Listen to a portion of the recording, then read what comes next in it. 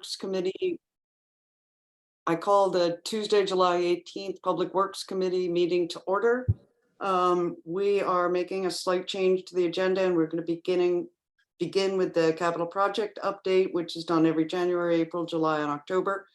The first group of items is stormwater. Kitsap Lake Algae Control and Aquatic Vegetation Management Plan implementation budget for 2023 is $175K for contracted services. Please take it away, Mr. Berthone. Well, thank you very much, and good evening, everybody. We have completed the treatment with the new Foslock product, which is called Utrizorb G, swanky name. And it's actually doing pretty good. We were out at the lake last Wednesday. Our phosphorus levels are incredibly low, under 5 micrograms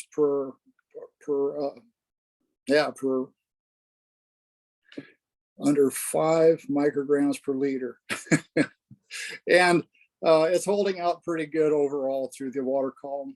And we will be doing aquatic vegetation harvesting in the last week of July through first couple weeks of August. All is looking good. The lake looks great.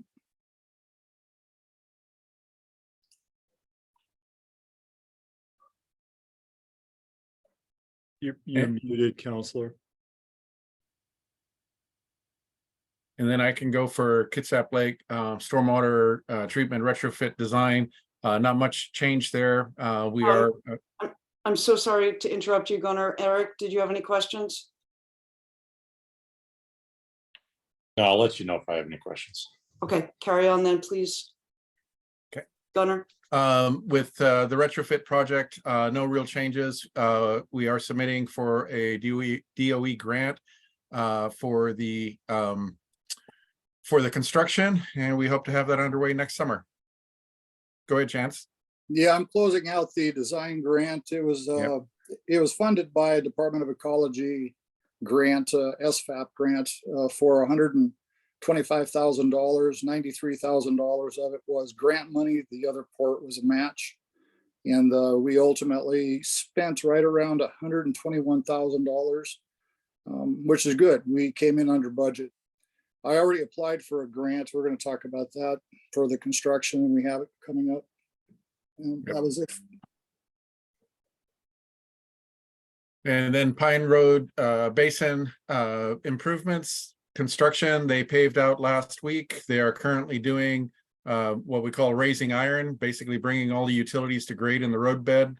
And then they're going to be doing yard restorations. Probably look for substantial completion this Friday. And then they'll be completely done with restorations and everything else by next Friday. The only thing remaining will be hydro seeding. We'll have to wait till October now to be able to do that with our no rain. And we've got some striping to do, which we have to wait for the 21-day cure on the pavement. But other than that, the project is done. Francis Drive outfall project. That is one that was initially city funded, but we have included in there some water quality treatment as part of the SMAP process. And we are now looking at a DOE grant as well to help pay for that project. Chance, I don't remember, where are we at with the grant for that one? I'm working with Ecology to get them to approve. We're doing 100% design with utility funds. Portion of it was done with the SMAP project. I'm working with Ecology to get them to agree to fund the construction of the treatment and the new outfall.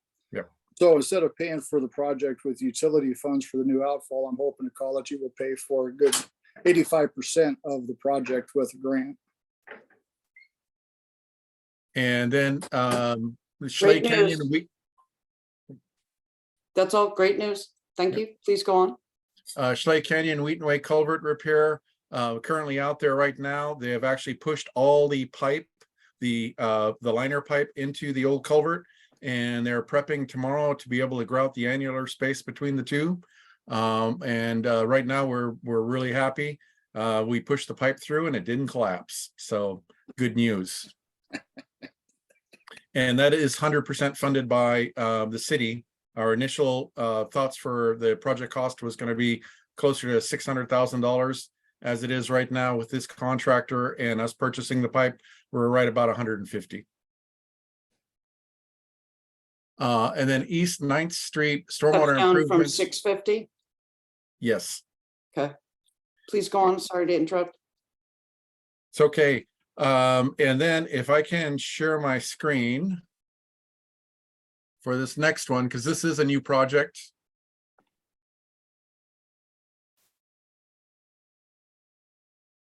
And this is the East 9th Street project. Hopefully everybody can see this. Yep. So this project is an offshoot from the current 11th and Perry project. What we had was all the flows were coming down Perry Avenue, then turning the corner here, going down East 11th and coming out the outfall here by the boat shed. This outfall is not in the greatest of shape. And it's underneath, it literally is underneath the boat shed. So what we're looking to do with this project is we split flows and we ran a new 15-inch main down to 10th Street where we have a storm system. But the pipe that's here is, we believe, undersized. So this project is going to be doing quite a bit of stormwater analysis to figure out our downstream drainage, what we need to do. But what we're looking to do is to go ahead and possibly upsize this line down to here. Then it's 12-inch all the way out to Bachman Park. But here at the intersection, what we were looking at possibly doing is putting a splitter manhole in and then having some of the flow go here to the west to an existing outfall here on East 9th Street. With this work, we'll also run a new storm main, intercept these flows up here on East 11th, and then run those flows down. Also intercept, this is kind of wonky right here. This is that condominium, that existing condo. And what they did was they kind of moved the storm line out from underneath the foundation of the building back in the day. We want to grab that one as we go by and then bring them all out to East 9th Street and have it drain out there and then rebuild that outfall. It's only a 6-inch outfall, so it's pretty tiny. But we are looking at this, and we're also going to go ahead and take a look at water quality treatment as a possible option, and depending on just what the money looks like. And this is being done with ARA funds. ARPA, sorry. And any questions? Yes, but Eric, So that's interesting. If I recall right, is an ARPA funds having to do with COVID relief? Yep. Or Yeah, what's the I connection? think the What's city was connection? given, we got like $11 million, $9 or $11 million. And one of the things we can spend it on is like sewer or stormwater projects. Mostly stormwater. Okay, they specifically said that in the There were constraints on what we could spend it on. There were some other things that the money is getting spent on, but one of the things we directed the funds at is this 9th Street project. Okay, all right, yeah, I seem to remember something about that. ARPA, thank you. Yep.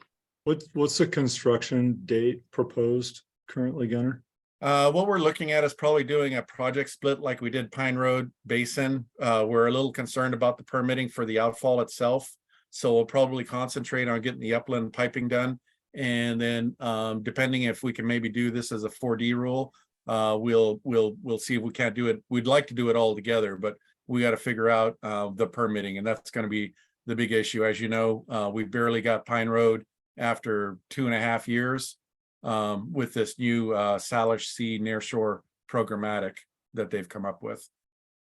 So looks like 2026 for construction likely. Is that what you're thinking? Okay. Yep. Okay. Yeah, figure at least a year for permitting, even if we Yeah. can use the 4D. Okay. okay.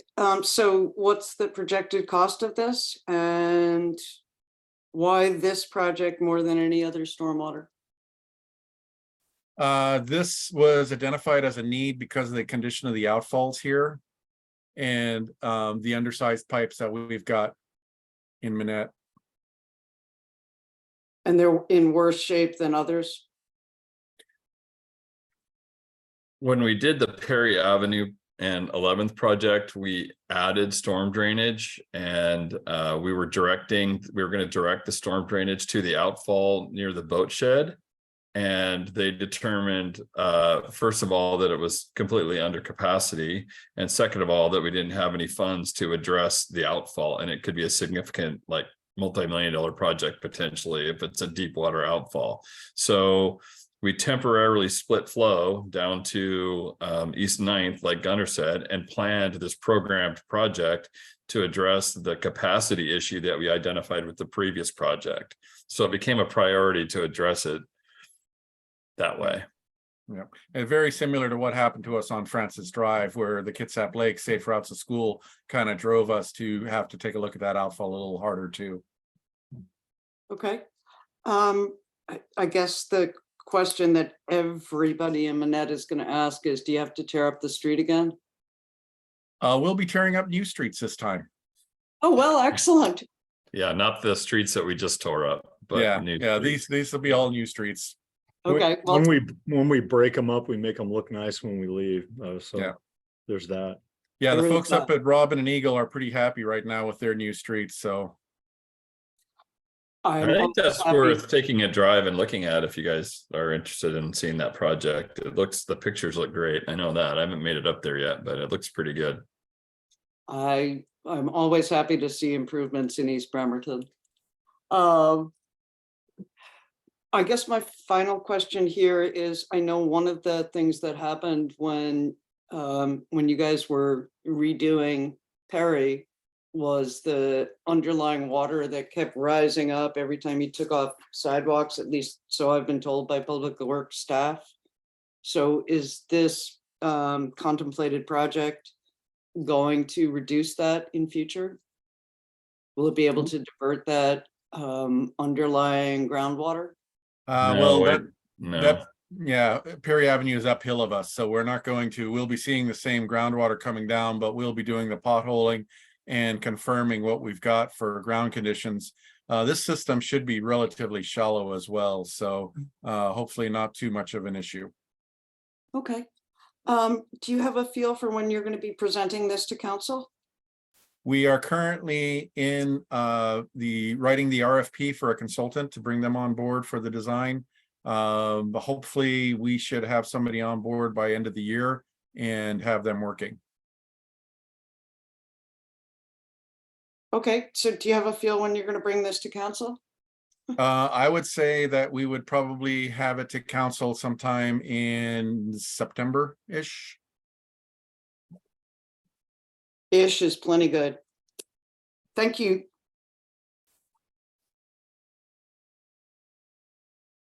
Okay, we have completed stormwater.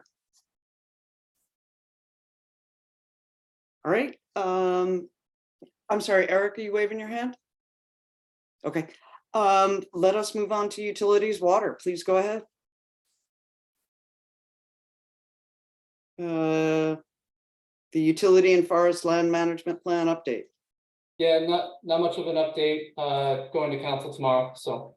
Yeah, on the consent agenda, so. Okay, pump station 14, this must be Mr. Davis. Yes, this project's ongoing. It's about halfway done. We're doing some offsite work, connecting water mains, getting ready to pour a slab. So it's ongoing. The project's going well. Okay, great news. Well 9. This was a project that we're in the process of designing, and one of the issues that we're trying to deal with is where to take the water during testing. We have to pump a significant amount of water for 24 hours off site.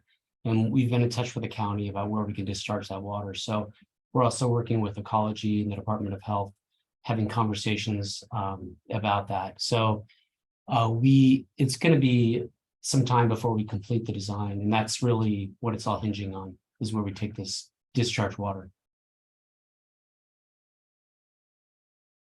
Sorry, taking notes. Yep.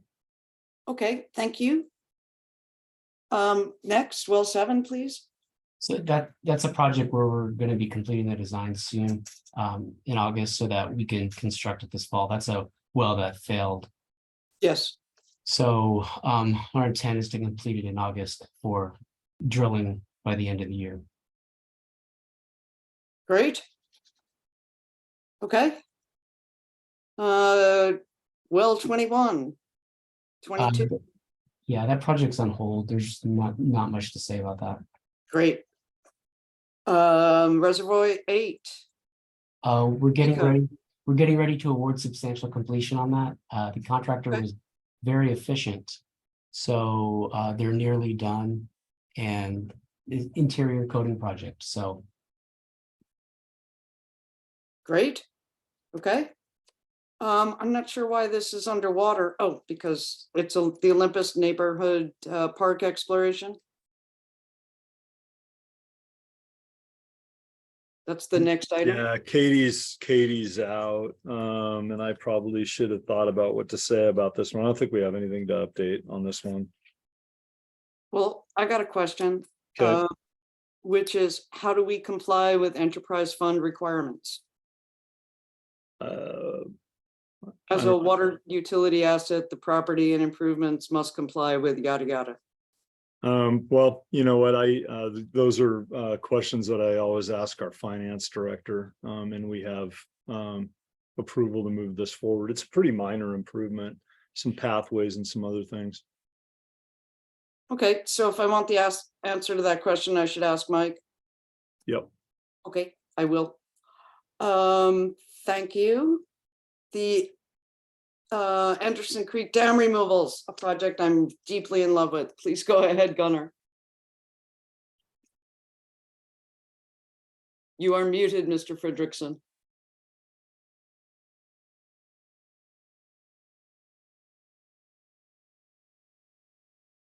Okay, sorry. 3 screens. Sometimes I have a problem finding my cursor. The Anderson Creek Dam removals, we just wrapped up the 30% design, got comments back to the consultant. They are currently working on the 60. We should have something towards the end of July for that. It's going fairly well. We have contacted a couple of contractors, discussed the situation with them for clearing and grubbing and routing and getting trucks in and out and so forth. I don't expect really too much of a problem with it when we go out to add hopefully later this fall, early winter. And this one is funded by a Public Works Trust Fund loan. That's the 3.9%. It's like 1.65, actually. It's a really good loan rate. Okay, I am totally wrong. Always good when it's in this direction. Okay.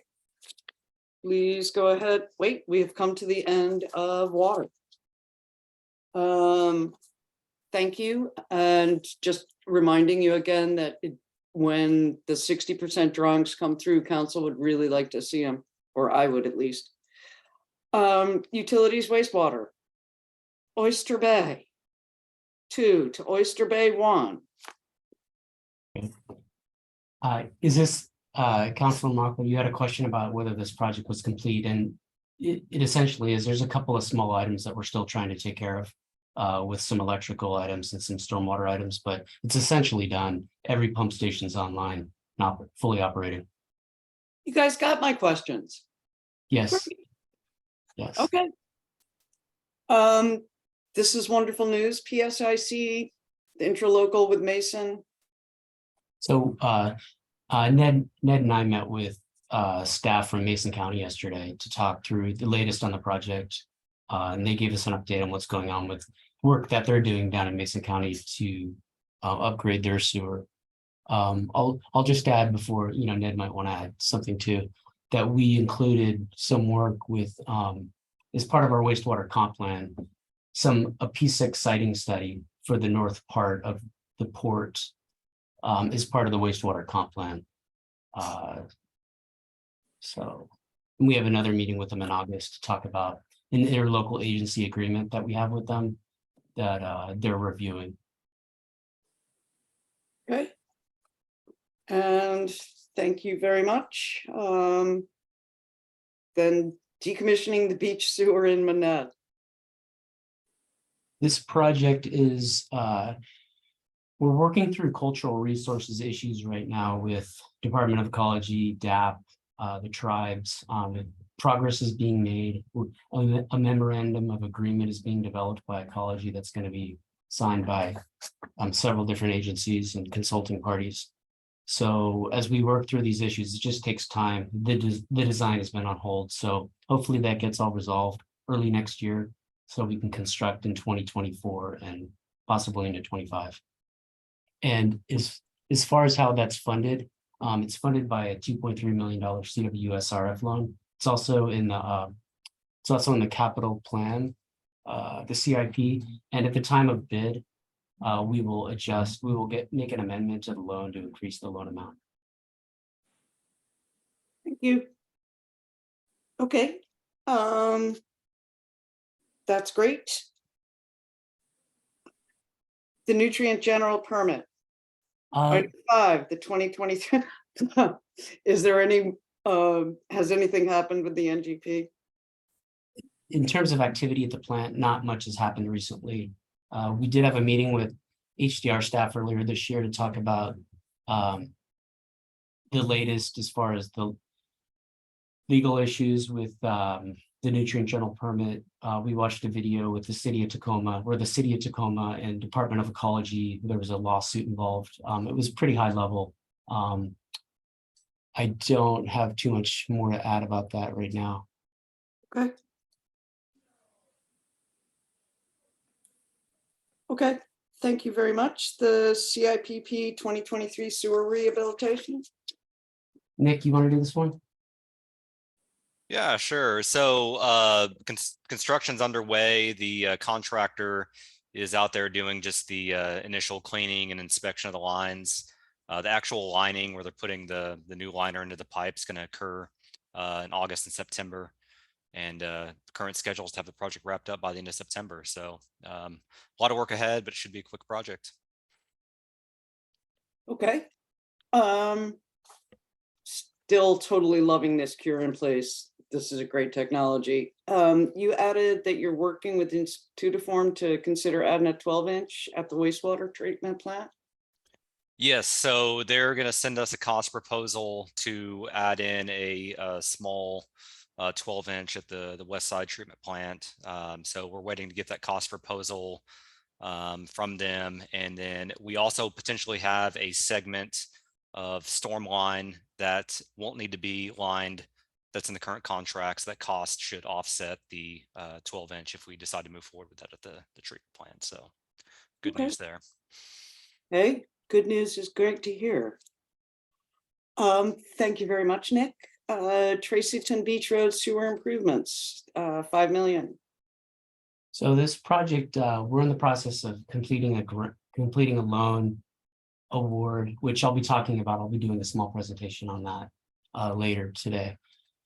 So we have a small contract right now with Kennedy Jenks to do a pre-design on this, and then that will develop into a more significant design contract that will go in front of council probably later this year. We're ultimately trying to complete the design in 24 for construction in 2025. Okay. And what is a city PM that is arriving in late June? Yeah, that's Dave Powell. He just started. He's been with us for almost 3 weeks now. So he's a former public works director for the city of Newport, Oregon. So he's got a lot of experience. We're really glad to have him. Hey, PM is congratulations. project manager. Yeah. Project manager. Congratulations. I know you guys have been looking for that. Yeah. Okay, thank you. Wastewater comp plan. I mean, you guys just presented. Yeah, nothing to add there. Okay. Thank you again for a really good presentation. And the East Side Treatment Plant UV upgrades. So this is that design build project that is being managed through the Department of Enterprise Services, and they've hired Train to help us do this project. And the 373,000 there is for what's called an investment grade audit, where they evaluate the energy needs at our treatment plant and where waste might be occurring, so that they can make recommendations. It's somewhat of an energy evaluation as well as a pre-design report. And after that, they'll present that to the city. And after that, is completed, we'll make a decision about whether to proceed with the project and which would be the design and construction. And we estimate that currently at about, we've budgeted 4 million for that, but we don't really know what it's going to cost until they present us with that report. Okay. They're not going to talk you out of the redundancy you've been carefully adding, right? For the oh, that's for the West Side treatment plant. I think Okay. you might be thinking of that different project. Okay. Yeah. This one is replacing obsolete equipment that we can't get parts for anymore. And there's some other work as well. Excellent. I'm pretty sure that if you polled everybody in the city, they would all be, yeah, let's have the sewers work. Okay, thank you. I'm gonna assume that Eric has no questions as he has gone dark. So we move on to streets, East 11th Prairie reconstruction. Yeah, and Vicky isn't here, so I can fill in for her on this project. Okay. Because I'll be covering for her. So the contractor has been working on East 11th Street for the past couple of weeks. They completed pretty much all the underground work, the storm water work, as well as the water line work in East 11th. And this morning they started pouring some of the flat work, the sidewalk on East 11th. And they're going to be working on that over the next couple of weeks here. And that's going to be a little bit tricky because of the businesses and working with business owners on access into their properties. So it's going to be a little tricky over the next couple of weeks to ensure that access is coordinated and that type of thing. The contractor installed pole bases for the lights out there on East 11th as well. They are going to be working on East 11th Street. They have about 68 days remaining, which is about 3 months. The contractor doesn't think they're going to take that long out there. They think they'll be done a little bit early. But the issue that we have right now is that the light poles are going to take a long time to fabricate, and we don't think that we're going to get them in hand until later on in the fall.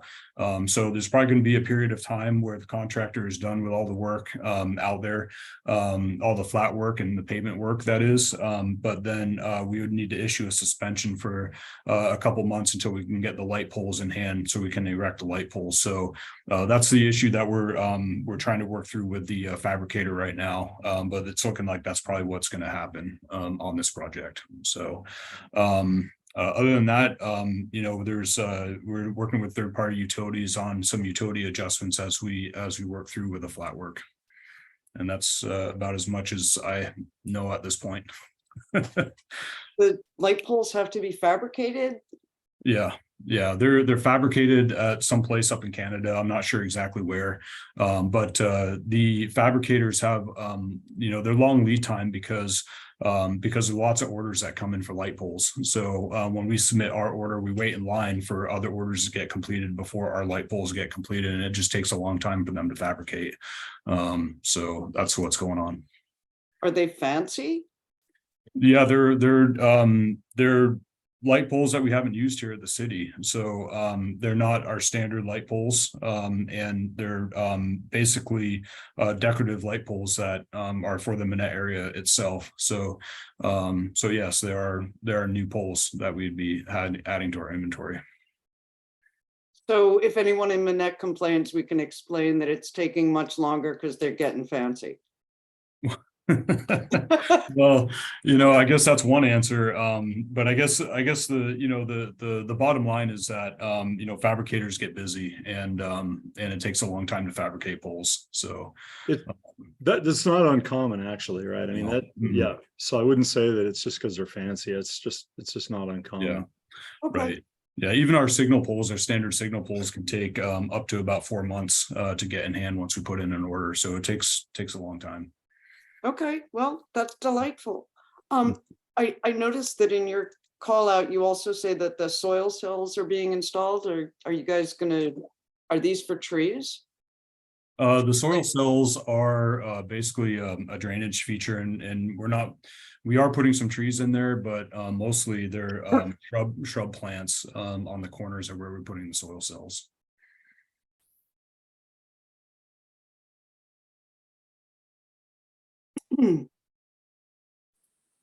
Why? Why are we putting shrubbery in the soil cells? Yeah, like, Trees? why not trees? Well, we are, they're for, I'm sorry, they're for both. They're both for both the trees and the shrubbery, on the corners is mainly where we have these. And yeah, they're, the soil cells that we have for the trees, they're kind of like a cantilever soil cell that allow the roots to actually grow up and actually underneath the sidewalk to a certain extent. So it's for both of them. Okay. Thank you. Mhm. All right, Warren Avenue. Who's the So lucky person on this one? yeah, I am on Warren Avenue. The lucky one. And I guess I didn't have a lot to say about Warren Avenue just because we gave a presentation to council last week. The next steps on this one are that we're going to be going to council with a resolution on July 26th and August 2nd for the preferred alternative. So we'll see you at council pretty soon here for this project. And then you know, in the background, I'm going to be working with WashDOT and our consultant to finalize the scopes of work for the design of the project, and hoping to come to council in either August or September with a contract for our civil consultant, and also what I'm going to be working on is the mitigation costs that WashDOT will require for a U-bit that would be needed for a 12-foot pathway on the bridge. So that cost is currently undefined, and I'm working with WashDOT to wrap my arms around what that looks like. Okay, thank you. Mhm. One more thing I did have on that is when you presented this at council, you stated that the current design does include rudimentary connectors at both ends. Can you tell me where I can see a graphic of that? Obviously not during this meeting, but at some future point. Yeah, I don't have a graphic for it, but I can tell you it's really minimal what we're looking at for connectors, and it's pretty easily describable. What we're looking at is on each corner of the bridge, we're looking at a 40-foot transition from the bridge to the existing sidewalk. And that 40-foot transition is pretty minimal. We're going to be going from wider sidewalk to whatever is existing, with replacement of the two staircases on the north side of the bridge. There's one on the east and one on the west side of the bridge. That's also included in that. So it's going to be stairs, not a ramp? Correct, stairs. Yeah, there's existing stairs on the north side of the bridge that need to be replaced. So those will be replaced with stairs, with new staircases. How does that work out to be ADA compliant? Stairs won't be ADA compliant. The transitions off the bridge from the bridge itself to the existing facilities will need to be transitioned. So part of it will be ADA compliant, and where we have to transition to existing, if it's not ADA compliant, then we have to transition, and it's just going to be what it, you know, a transition piece. Okay, so it's going to be a 40 linear foot transition at every corner of the bridge to slowly moving down towards the wider sidewalks, and where there are existing stairs, there will be stairs. Is Correct. that correct? Yeah, they need to be replaced. Right. But they'll just be newer stairs. Correct. Yes. Old stairs to new stairs. Okay. Right. How nice it would be if we were one of those really wealthy cities. Thank you very much. This has been a long process, and you guys have been super patient throughout it. And in case I haven't said that often enough, thank you. Quincy Square on 4th. So Katie's out. I believe next month we're bringing the DCCA state grant award forward, and she'll be talking about that at that time. But I guess that's the big news right now, is that's going to be coming to council for approval here in a month. Other than that, still focused on construction next year. looking forward to that one. So when in the 6-year tip, when this was 2.5 mil, the DCCA grant, that reduced it down to like 7.5K. So it's a $5.5 million project, right? We have, honestly, I'm gonna let Katie present the costs on it, but Okay. I believe we have, just looking at the notes here, we got about 750,000 coming from city sources, REIT, Yeah. I believe. And all the rest is state grant funding. So Congratulations on the grant. Eric, do you want to chime in here? Okay. I will look forward to Katie returning from wherever she is gone. feeling better. She's a little under the weather.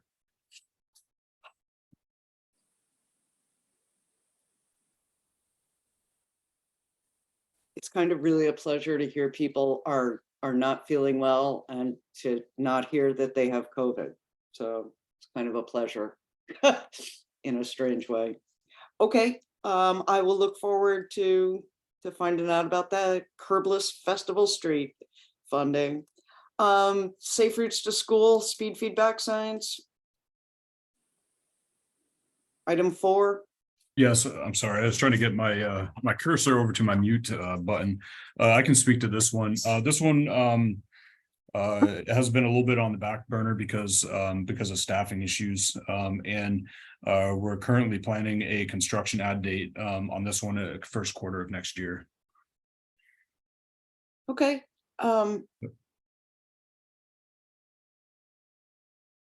These are these difficult to set up? Are they difficult to set up? No, they're basically signs, and flashing beacons are in this project, and they're not difficult to set up, but it does take an effort to put together the contract for this, which does take work. And we just have been focused on other projects that have schedule implications, and this one does not. So that's where the staffing came into it. So although not a difficult project, it does take work to put it together. And Okay. yeah. I think everybody on council is pretty much on the side of kids, even though they don't vote. It'd be really great to have this effective method of slowing traffic around schools. Yeah, understood. Okay. I'm glad it has moved from the back burner to, the middle burner. Okay. Thank you very much. Moving right along. 11th and Washington improvements. All right, so after the debacle with awarding this one, we have a contractor. Active Construction is our contractor. We have a pre-construction meeting with them set up for next Monday morning. So critical milestone on kind of getting them up to speed, getting their draft schedule, continuing to work with residents, outreach from the project,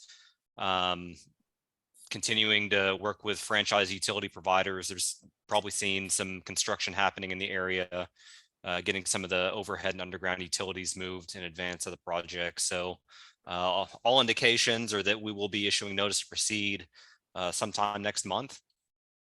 7 to 8 month lead time on getting the project substantially complete, and excited about this one. It's gonna be great. I think some of the art's already come down from the wall thanks to Chris Mottner and his team, so that'll be down while the work's happening. And the big thing is just outreach and keeping the stakeholders in the loop, just from some of the feedback that we've received to date. So Okay. Sounds good. Yeah, I have no questions on this one. Eric has no questions either. Okay, the RRFBs, the city safety projects. Yeah, so I can speak to that one. So this project is in design. We're making headway on the environmental permitting on this. We just got a recent draft approval to move forward with the NEPA environmental permitting from Washington State DOT. And we're also moving forward with right-of-way plans to be able to acquire easements needed to perform the work on the project. And we just got recent approval from WashDOT on a right-of-way plan, so we're moving forward that way as well. I think the one thing to note on this is that we do have some increased costs for easements that we didn't anticipate at the beginning of the project. So it's going to be a little bit more costly for our consultant to perform those acquisitions. But we were asking the Washington State DOT for additional funding to cover those costs, and they said that they would do it. So it's maybe a possibility that we come to council with some additional grant funding to accept on this. So we're trying to work through that. And we'll have another contract modification with the consultant for that work, which I'm not sure is going to go to council yet for approval. It may be within the mayor's budget authority. So. Okay. That questions? sounds great. Are these the same things that are up on trailers for, like, you know, saying road closed for the next week, et cetera? No, those are totally different. Okay. These are rectangular rapid flashing beacons. Basically, they're a pedestrian crossing treatment. We have them down on Pacific across from the shipyard. We have several of them around the city, but Yes. basically they're basically flashing lights, and a pedestrian pushes a button and they flash really quickly to get motorists' attention. And they're basically a pedestrian safety treatment is what they are. And we have several places in the city that will be putting these as part of the project. These are wonderful. Okay. Sorry to have asked such a dumb question, but there you go. Okay. Now and then you're gonna get them. Okay, happy about these. The curb ramp and sidewalk repair program and sidewalk abatements. So my name is under here, but Dave, I don't mean to put you on the spot. I know you've been working on several of these curb ramps and making headway on constructing them. And I think the most recent are the ones maybe up off from High. So actually, we really haven't done anything for the 2023 curb ramp. Okay. We are finishing up 2022 CDBG. We'll have 22 done probably within 2 weeks, and then we'll begin on the 23 scope. So there's really not much to report on that. But you physically constructed like 10 or something or whatever. It was work that was planned for last year, but you finished it this year, right? You've completed it. How many? It was like 10 or 12 or something. No, it's more than that. It's more than that? Yeah, it's 18 or 20 ramps so far. Okay, yeah. So honestly, I guess 1,000 feet of sidewalk. I think we're killing it on the delivery of both curb ramps and sidewalk for where we are in the year this year. I think we're doing a great job, I guess. Yep. Yeah.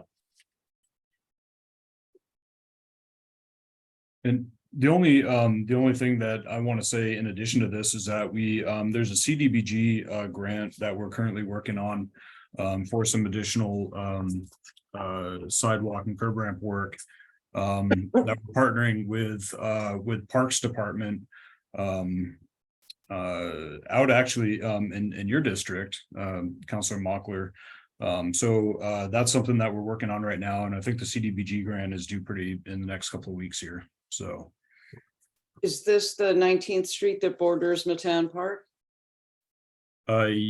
yes, it is. Wait, actually, no, I'm sorry, I take that back. No, it's Dave, help me out. I'm drawing Lulu Haddon Park. Yeah, Lulu Haddon, thank you. Yeah. Lulu Haddon Park. So it's on the Grove area. So Lafayette and 15th.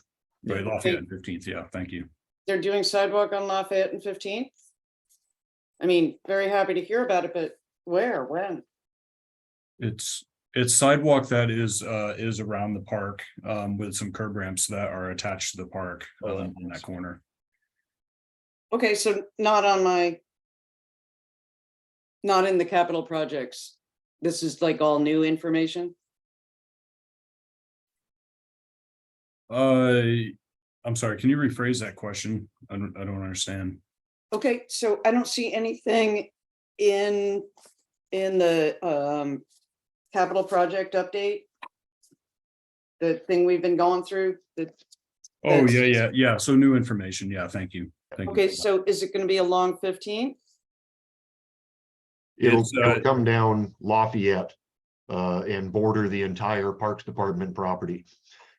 The going for this grant, we were trying to work in conjunction with the Parks Department. They're obviously making great improvements to that park. We wanted to improve pedestrian access to that park. Currently, there's no sidewalk on Lafayette. Or on 15? On there's sidewalk on 15th, but we have curb ramps to the east of the park site. There is sidewalks, and we have curb ramps there that don't meet ADA accessibility that are linked up to the park. So That's good. Yeah, east of the park. There's just Right. nothing along the park. But it's great that we're gonna have them on one side of the park. That's wonderful news.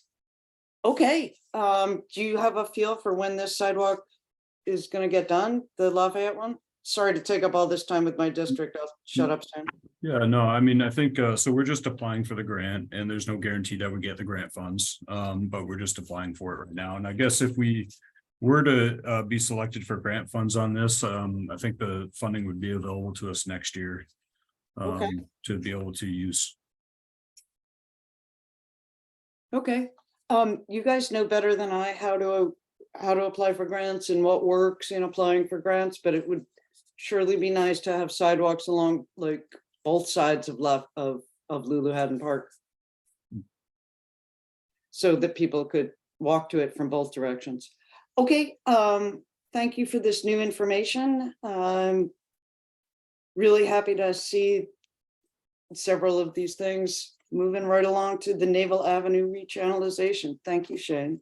Yeah, I can speak to this one. And so we are currently in the process of wrapping up the 90% design.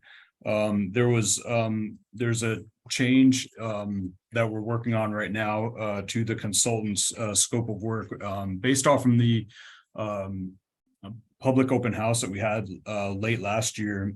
There was public feedback regarding putting in bike lanes on Naval Avenue from 11th Street up to 15th Street, which we didn't have in the scope of the project. And so we are working on amending the consultant's contract to put in those bike lanes into the design. And that's what we're working on right now. And it's that may be a contract that goes to council. I'm not sure just yet. We're negotiating the consultant's contract as we speak.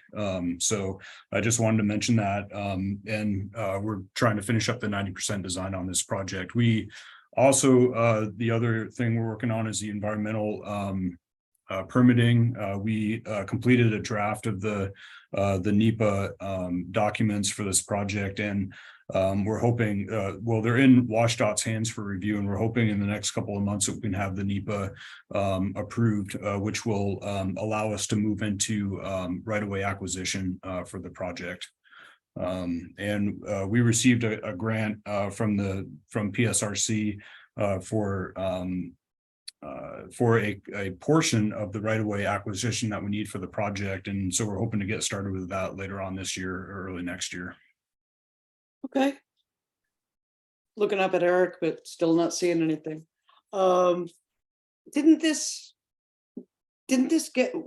going to get federally funded, and that was pushing out the rechannelization to like 2025 or something?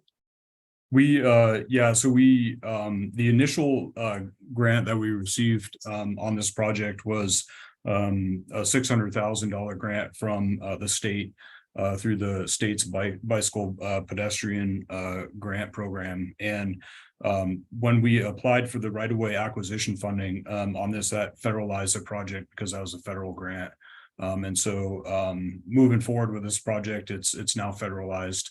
And yeah, that's how we're moving forward with it. Okay. So the federal money is just for the right-of-way acquisition, but it federalizes the entire thing? Like Correct. drop of iodine in a glass of water? Yeah, any, $1 of federal money, yeah, it taints the whole project. So, yeah. Mhm. Colors it, colors it. Colors, yes. There you go. There's a different color. And I'd just really like to compliment whoever wrote the beautifully understated phrase, the construction phase of the project is unfunded. Mhm. That's a very restrained statement. Thank you. Thank you. Moving on to the 6th Street Preservation Phase 2-3.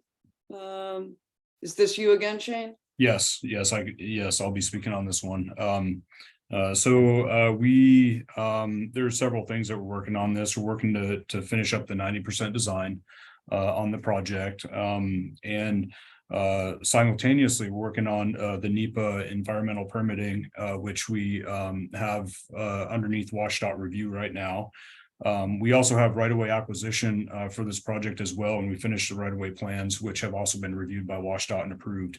As soon as we get the NEPA approval from WashDOT, we can get started with the easement acquisitions on this project, which I anticipate happening towards the end of the summer. We're shooting for an advertisement of this project of the 4th quarter of this year or early next year. And we're on track for that. Okay. Still nothing from Eric. What would happen if funding were to become available for the 6th Street Road Diet? How would that affect this project? Well, this project has a defined scope that's to it, and with defined limits, right? So we have this project is goes from Warren Avenue to Naval Avenue, and in order to fold in any additional scope on that, I mean, we'd be looking at redoing environmental documents, environmental permitting, and also what would happen is the type of grant that we got for this is a grant from Puget Sound Regional Council, which has defined a schedule to where we can where we have to obligate the funding in order to have the funding available to us. And so that obligation needs to happen by early next year. And any scope adds or anything that jeopardizes that funding obligation would jeopardize that construction funding. So I think it's, if money became available right now, it would be very difficult to restructure the project with that additional scope at this point in time. Okay. How much of what is planned for the 6th Street Phase 3 would need to be undone if the 6th Street Road Diet were? Not much. funded?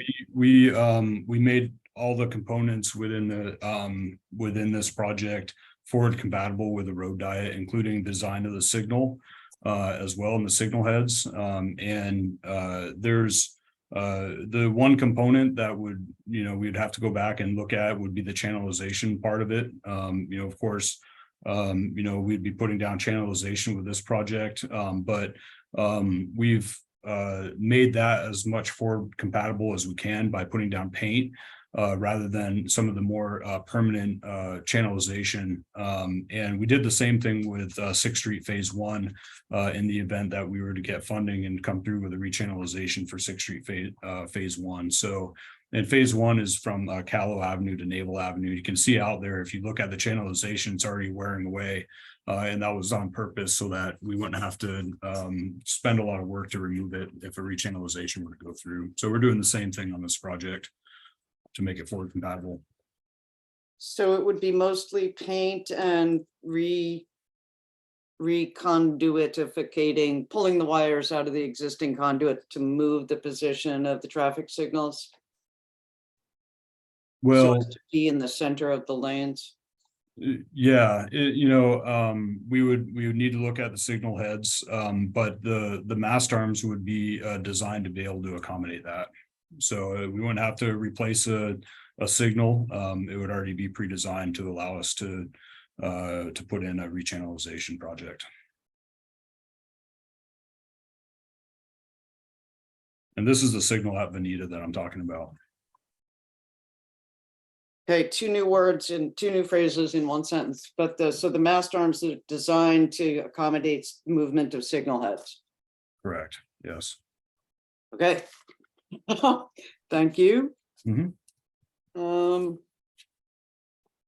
Hang on. Yep.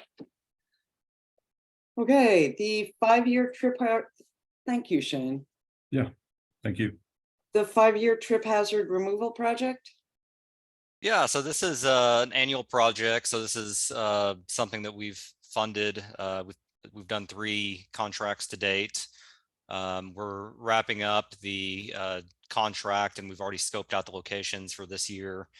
The only change that we're making this year is the method of trip hazard repair, and that's just due to the conditions of the sidewalks and the areas that we're looking at. So we love the polyurethane lifting. It's a great product. It's a great solution, but it just doesn't work in every case. So hope to have the contract out to advertisement for a small works roster sometime next month, and then that work should be underway, later this summer, early this fall.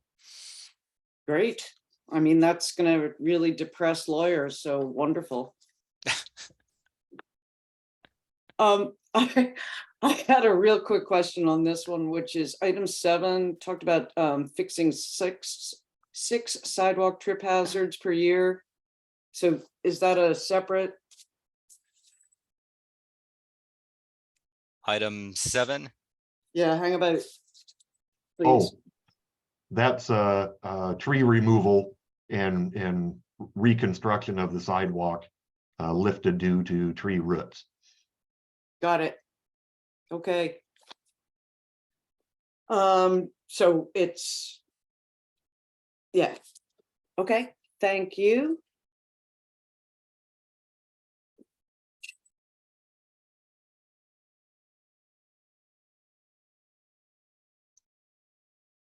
Okay, please let us move ahead onto the annual pavement markings maintenance project. So we've had great weather and a very efficient contractor. He is pretty much done. He's got a little night work down on Washington on a loading zone that's scheduled for tonight. And yeah, it's worked out great. Year 1, he had to finish up that and then complete the entire scope of year 2. So we're in good shape with that project. Okay.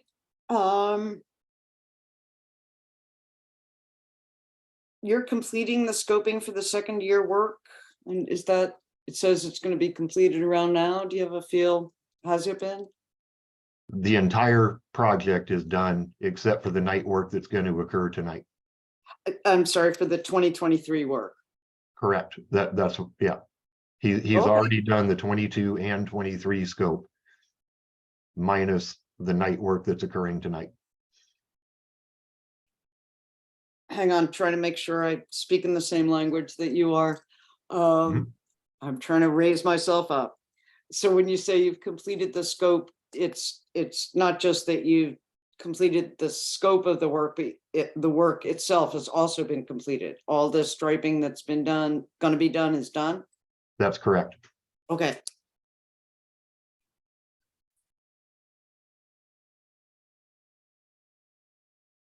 Except for where you're going to be doing striping after the chip seal has cured. That is correct. Well, Okay. you Yep. said, but there's some on Washington Avenue in that area that's, you said tonight, did you say, Dave? Yes, tonight. Okay, yeah. Hang on, writing as fast as I can. Okay, thank you. Gesundheit. The annual pavement preservation project. So they've also enjoyed some real good weather. That contractor is extremely efficient. They've done both the scope for 22 and 23 in a very timely manner. They'll should be, fingers crossed, they should be done with all applications to the road by the end of the day tomorrow. They'll come back and do the stop bars, the pavement markings at a later date. But the disruption to the public is just about over with. Sorry, these are people who've been complaining to me for years that they wanted their streets done, and now Yep. their streets are being done. And they're really turning out nice. Really a clean job. I mean, this contractor's just done a fabulous job, I think. I totally agree, and I, in fact, as I emailed to you, Tom, I sent an email to Aurelio Renaga. I don't know how much of a high up he is in the system, but he was pointing out to me, how they had gone right to the edge, and they were, which I understand makes a chip seal job last longer, because the places where tires can crumble it is off to the edge slightly. I thought their initial patches were really good, and this finishing is really nice. I mean, some of these things you could fine tune it with an emery board. So I do have a short PowerPoint if you're interested, or I can put it on the city website under the chip seal.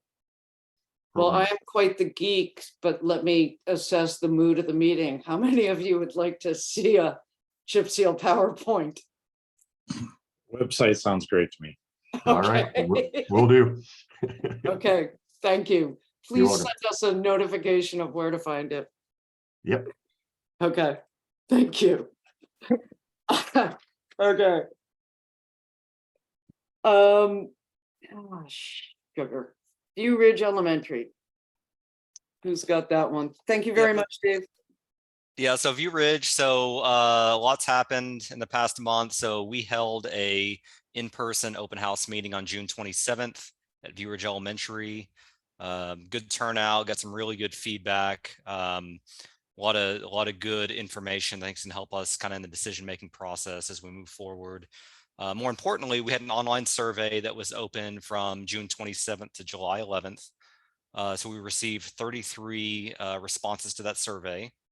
And we are in the process of going through those survey responses internally and kind of discussing, what the preferences were for the alternatives that were presented.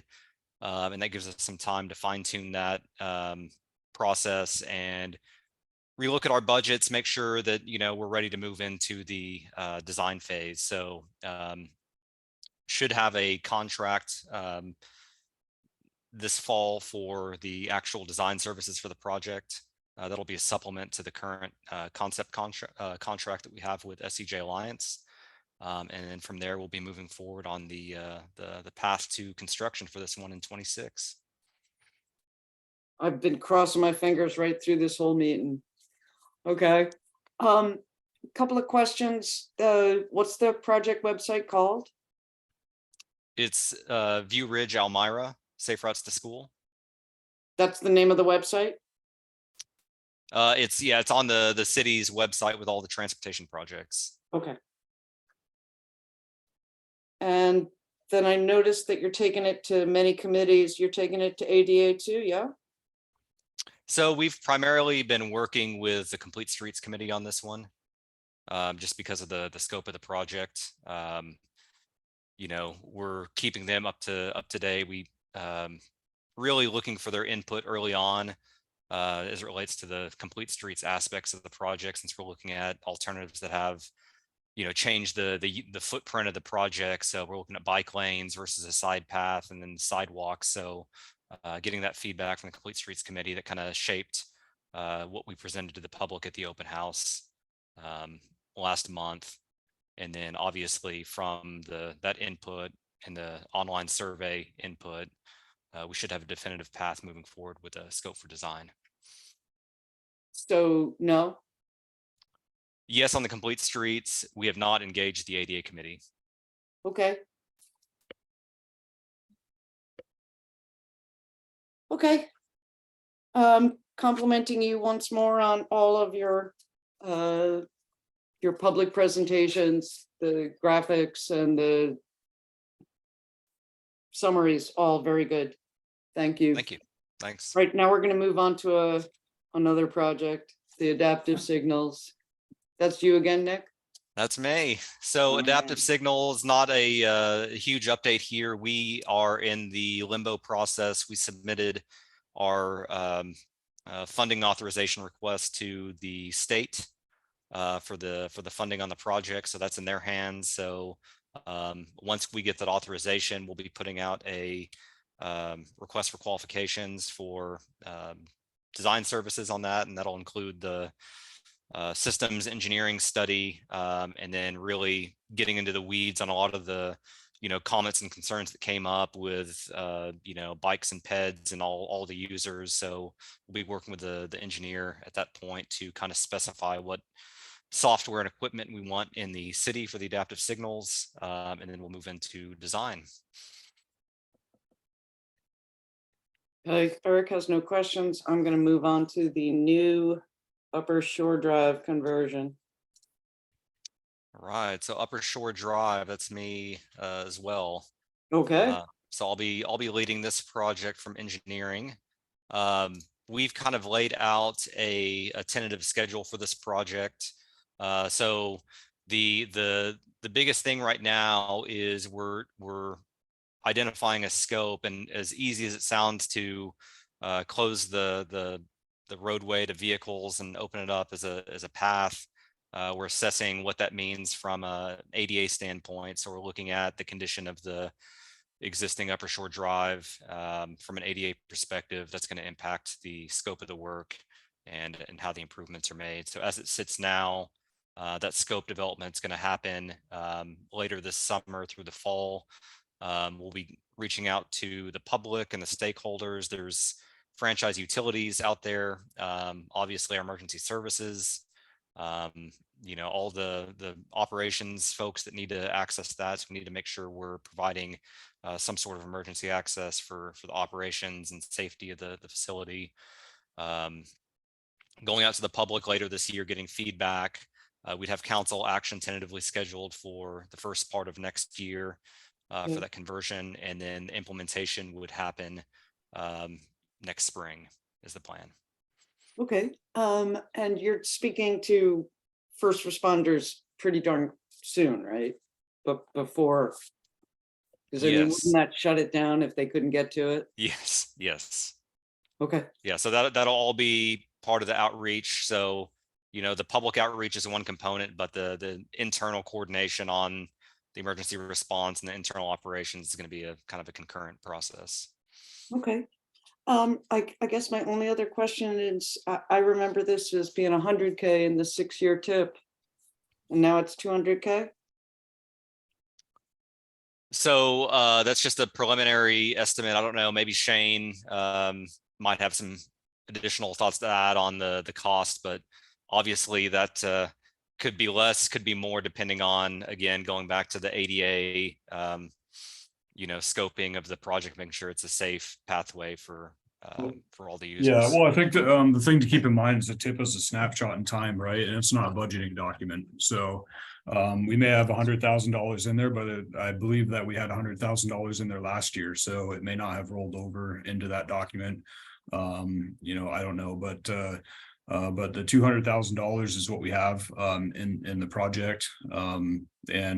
I'd have to look into the tip to see, kind of sort of any more specific details if you'd like. It was 50,000 per year, and it was all going to be accomplished by city staff,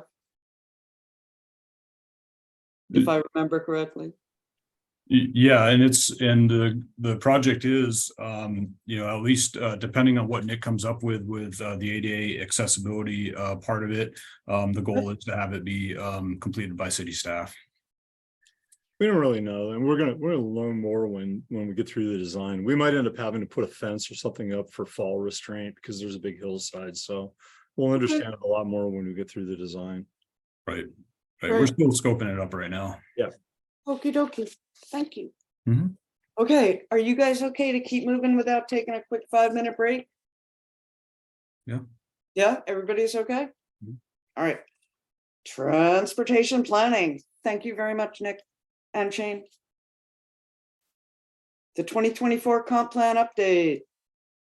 That's Vicky, no? Yeah, that's Vicky. She's on a little bit of a holiday for this week. Not much new to report there. Still working on scope and budget for it. Consultant came back with a fairly large number for doing the public relations portion of the project. And so we're negotiating to see if we can't get that number down a little bit.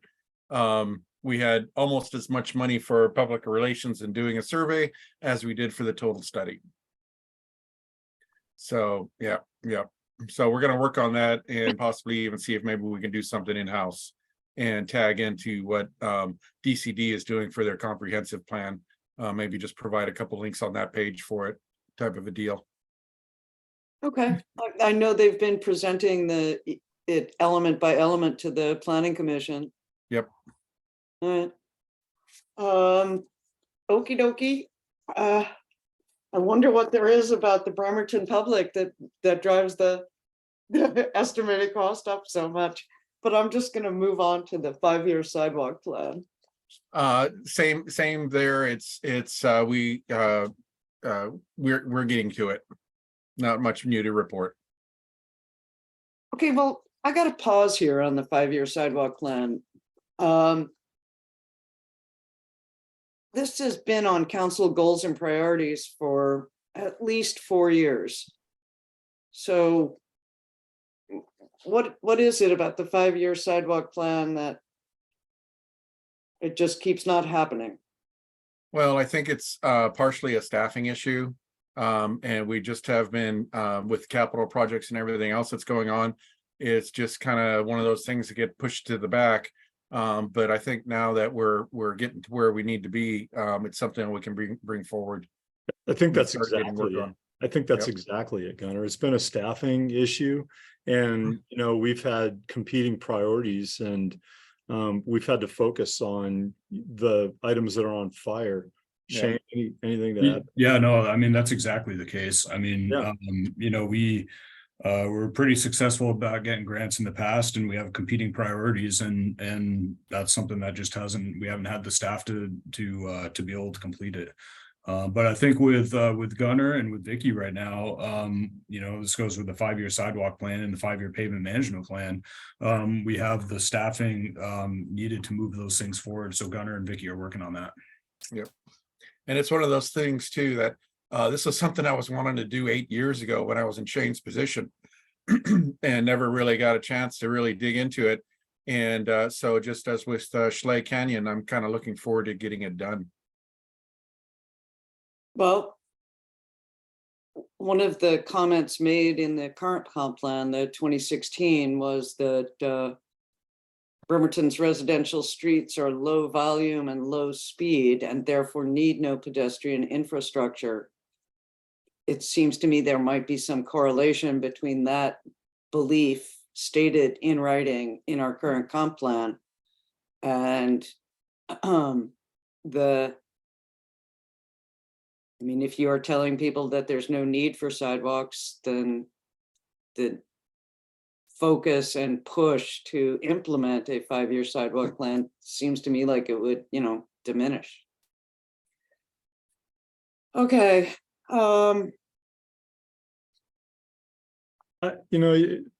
Okay. It's not that we didn't want to do it. It's Yeah.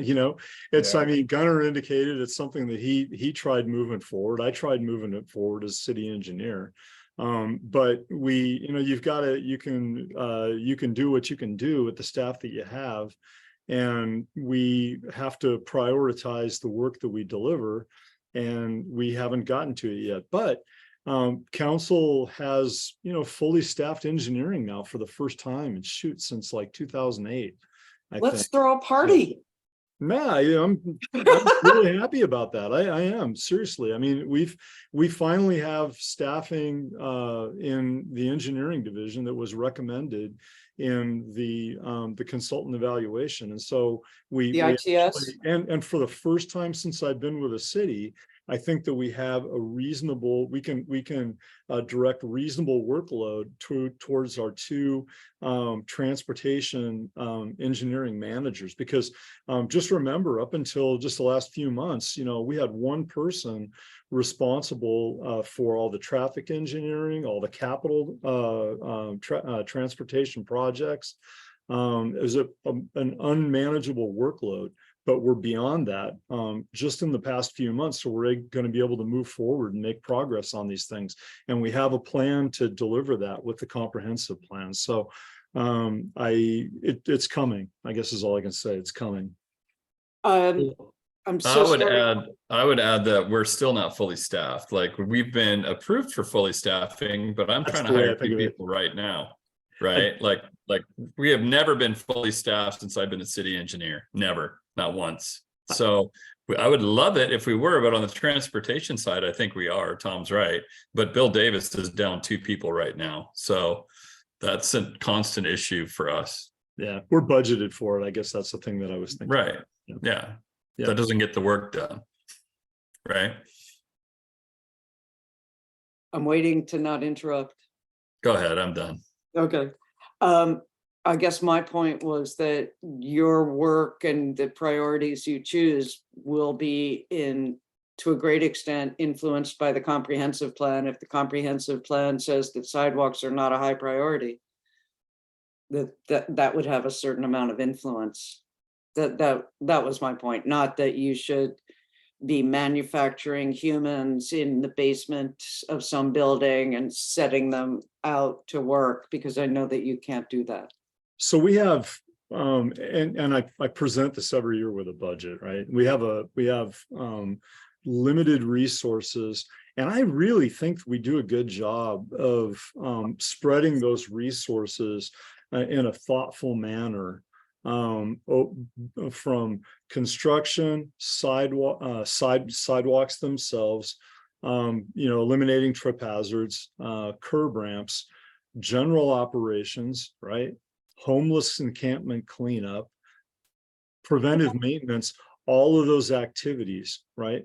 I think we do a very good job of that. Really, what the sidewalk plan, I think, is going to help us do is identify where those sidewalk improvements should be made. So again, it's not that it's not a priority, it's in a budget the council approves every year.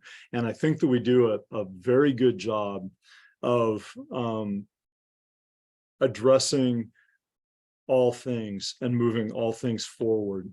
So I guess that's what I need to say about that. I guess Sorry, I would add, you've read the comp plan better than I have, because I haven't read that statement that you just identified. So I've never seen that in the comp plan, and I'm sure it's there, but you must have read it. I mean, I'm not reading that old transportation comp plan very often, I'll admit.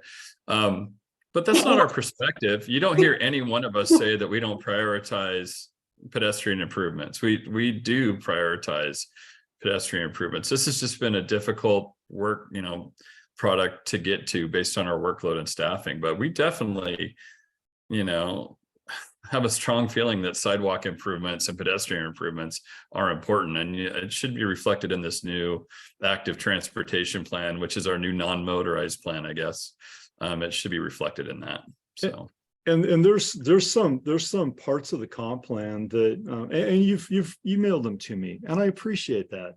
You're identifying things in the comp plan that we're not aware of, and we're just getting started going through the transportation element of the comp plan. But if you read something in there and you think that it is written improperly or doesn't best represent the best interests of the city, please email us. We'll take it as comment, forward it, and we'll see what we can do. I mean, this is a 1 in 8 year, I think going to be 1 in 10 years soon, opportunity to set the course of how we manage the improvements in the city.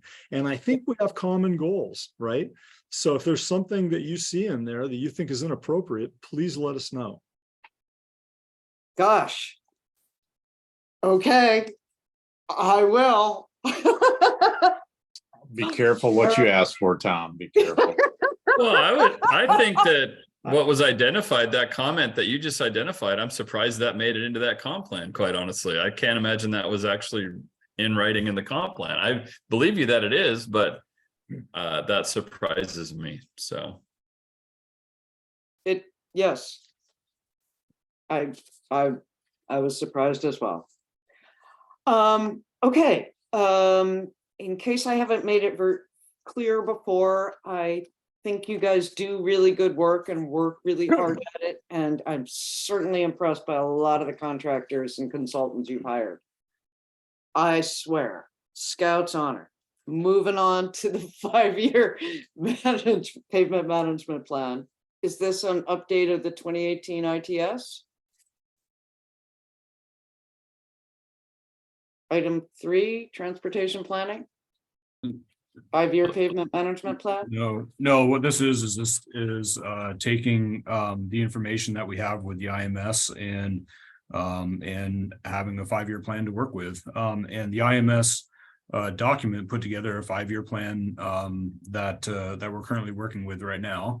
So we're continuing, every year we evaluate this 5-year plan, and this what's going to be new this year is that we have a new tool. Instead of the IMS 5-year plan, we have a Street Saver software that we purchased that will allow us to better able to plan out the work that we have for our street work. And we're trying to implement that right now is what we're trying to do for use for the end of this year when we work with Dave to look at future years' work. So that's really the status right now of that one. Okay, it's the street something software. Yeah, Street Saver is what it's called. Now, Thank it doesn't you. save you money, but what it does is well, maybe it does because it's easier to work with than the IMS, spreadsheet. But we think it's going to be a good tool for us, and we're trying to wrap our arms around how we're going to use it and the information it's going to get us a next 5-year plan to work with. Okay, thank you. Yeah. All right, totally on the home stretch here. OEA Joint Compatibility Transportation Study. Please Yeah, go ahead, whoever's doing that. This is a Katie project, right? And she had a whole presentation she was going to give today to outline where we're at, preferred alternative and all that. And so that's going to be discussed at the August Public Works Committee meeting. Okay.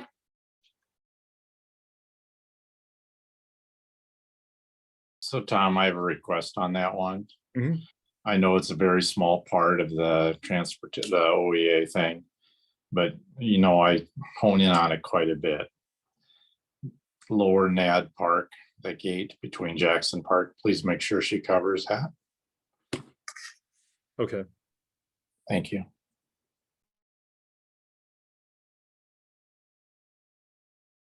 Okay, last page. Are these both Katie? They are both Katie. West Kids Planning Study and Wayfinding Plan. Yeah, and so we've had a couple recent meetings on the West Kitsap Way planning study. Some really great work by the consultant. They came up with 3 different alternatives. And I think where we're going to move with that is probably have some hybrid between the alternatives. So more to come on that, and I'll let Katie kind of fill council in on that. We should be done with that by the end of the year. Okay. We'll hear about it in August. Mhm. Ditto the Wayfinding Plan. Ditto the wayfinding plan. Yep. Okay, I would like to declare it a 5-minute break so that I can feed this incredibly starving hound who has never eaten before. Is this going to mean like that all the hourly people are able to go home at this point, Tom? There's a couple that have the option of leaving or sticking around. Yeah. Okay. All right, it is 5:42. See all you guys at 5:47. Okay. Is that okay? I'm sorry, Eric, is that okay by you? Okay. Until then.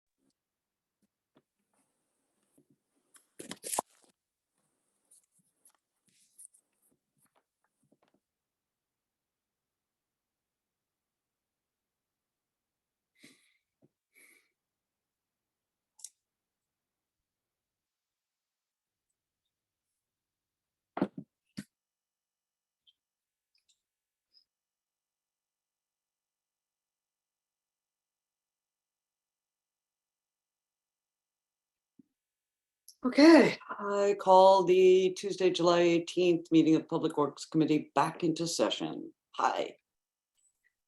So. Hello?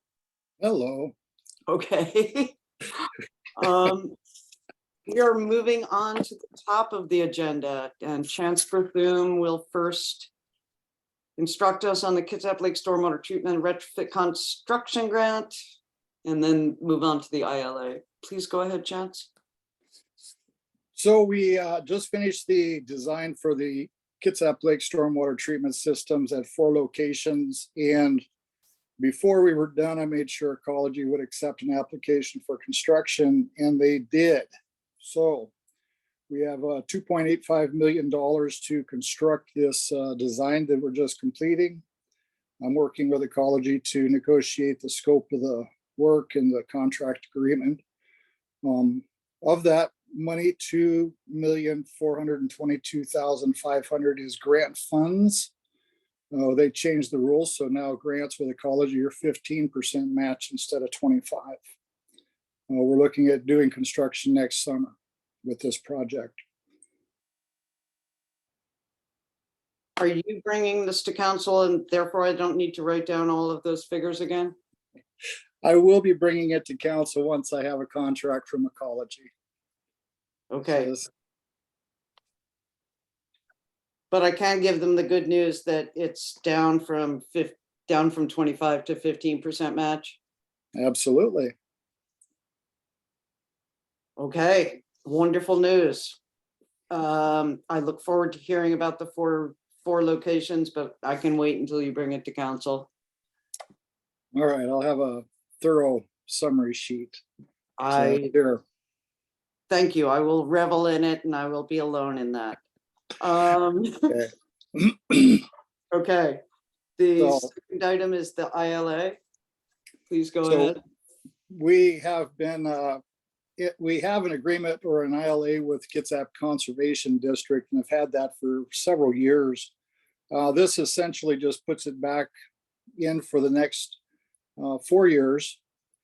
And the same amount, same conditions. The Conservation District does all of the public education outreach, and they meet with the property owners. So essentially it extends our education and outreach tools to the staff that the Conservation District has. It's very beneficial to us. So the program provides $30,000 a year from the stormwater utility to fund a LID type deals, rain gardens, or some type of low impact development best management practice to treat runoff from a private property. And then the other $30,000 per year comes from the wastewater fund, and that's used for separating stormwater from private property, removing those connections that are made into the sanitary sewer system. And that helps a lot of ways. One, it gives us capacity in our wastewater collection system, so we reduce our potential for combined sewer overflows. And it also gets the property owners engaged with low impact development type practices, rain gardens also, ultimately. So this is looking for I think it's going to be a good program, just continuing on with what we've been doing.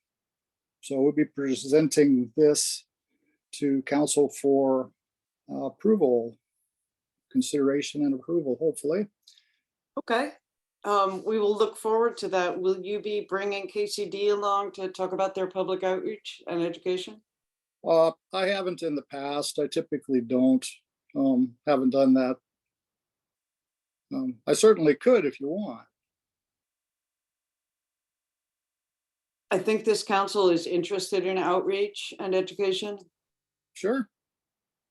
I can invite Brian Stahl to come with us to the study session and do a presentation. I think that would be great. Eric, please correct me if you think I'm wrong on this.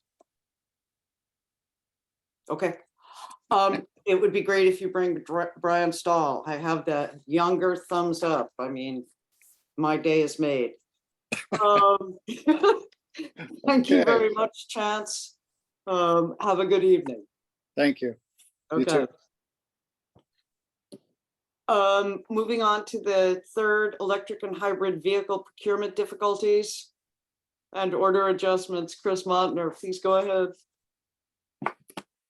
Hello, I am here to provide information on the electric and hybrid vehicle procurement difficulties and order adjustments that are required to fulfill our city fleet's vehicle replacements.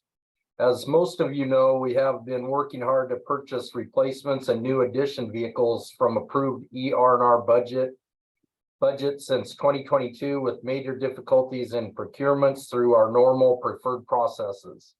I have discussed these challenges at past Public Works Committee meetings and talked about other purchase options that we have been using to fulfill our orders as possible, such as the Arizona state procurements, off the lot purchases, local auto dealership purchase advertisements, and other vehicle procurement cooperative opportunities. We are still struggling to fill our orders of Ford vehicles, but most particularly the orders of electric and hybrid type vehicles. We want the committee and council to be aware that due to these circumstances, we may need to order hybrid vehicles when all electric were initially specified, and standard internal combustion engine type, which is a gas engine, when hybrid was initially specified. This is due to electric and hybrid vehicles being unavailable, not manufactured anytime soon, and making these models unable to be ordered anywhere.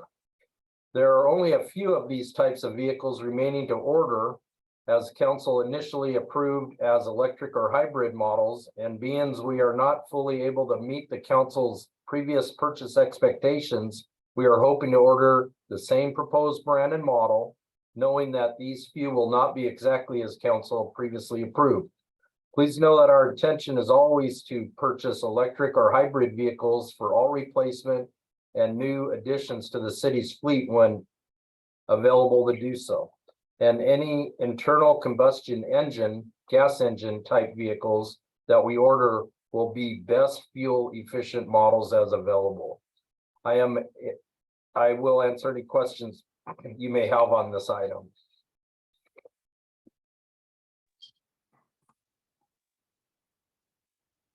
Eric, please go ahead. Sure. Hey, so Chris, in particular, what models are you not able to find? In particular, we were unable to find the Ford Lightning pickups, as you had predicted some time ago, and I owe you lunch, I think, and then so the Ford Mavericks hybrids are unavailable. So for the Ford Lightning pickups, we were opted for the Ford F-150 hybrid pickup models.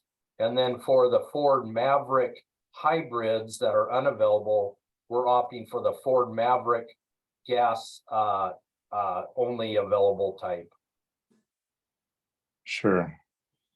So that's understandable. I'm not a car expert by any means, but the Ford Maverick hybrid, I want to say, if you didn't get your order in the first day or two, you're done for 2023. They're made in Mexico, and the demand has been crazy. Ford Lightning demand was huge. I just read an article a couple of days ago. They're actually lowering their price. I think the profit taking on the Ford Lightning is over with, and I expect that those may become more available.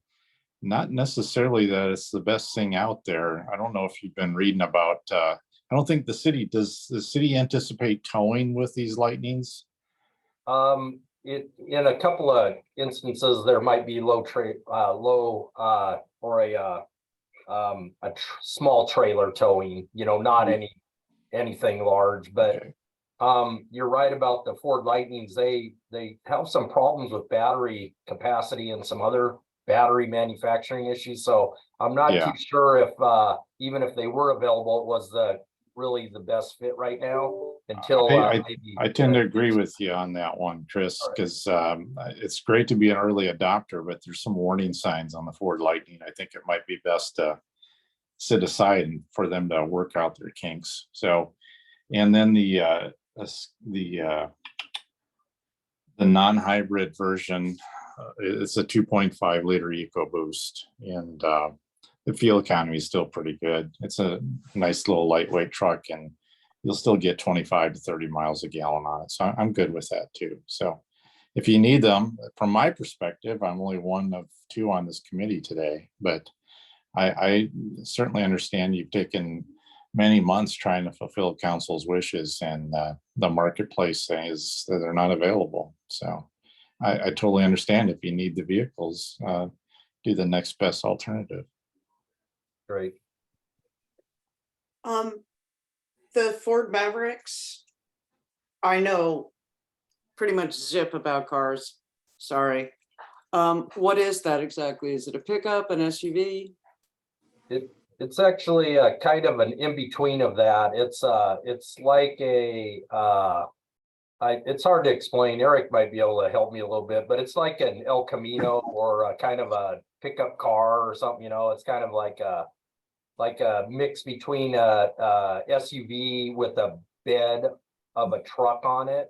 It's a smaller small pickup size version of a pickup that is just kind of more of a get around car. And these were to be purchased for engineering and also for DCD for inspection type use of projects. So it's perfect and ideal for that use. Yeah, so Anna, the history of the pickup is that as years have gone by, pickups get larger and larger and larger. And the marketplace, we used to have small Ford Rangers, and those got bigger. Now that a Ford Ranger is almost the size of a full-size pickup from 20 years ago, and a full-size pickup is much larger than it was 20 years ago. And so manufacturers, starting with the Hyundai Santa Cruz and the Ford Maverick, have reintroduced the small pickup, but this time it's based on a unibody instead of a frame. Which gives it better fuel economy because you're not carrying all that weight around. It still has decent payload capacity. They're both four-door vehicles, so you can use them to haul more than two people, but they're much more fuel efficient. And as Chris was indicating, they're easier to run around in. So they're perfect little trucks if you don't have to carry a lot. You just need to carry things every once in a while. I'm appreciating the depth of your self-confessed ignorance, Eric. Okay. The reason I'm asking about the models is there any possibility that something smaller, all electric, might be possible? I know some of the some parts of the ask from 2022 were upgrades. So I'm just wondering if a still smaller pickup might be possible to find as electric, and Eric is telling me no. It doesn't exist in the marketplace. All right, well, only in my dreams. Okay. Well, I really like the idea of people being able to get out there and do inspections. I'll look forward to you bringing this to council. Do you have a feel for when, Chris?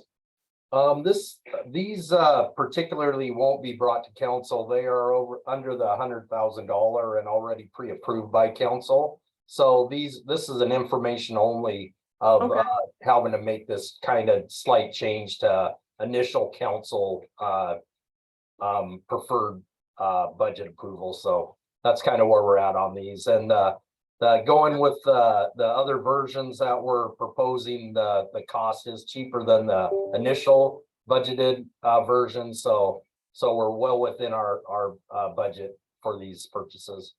Okay.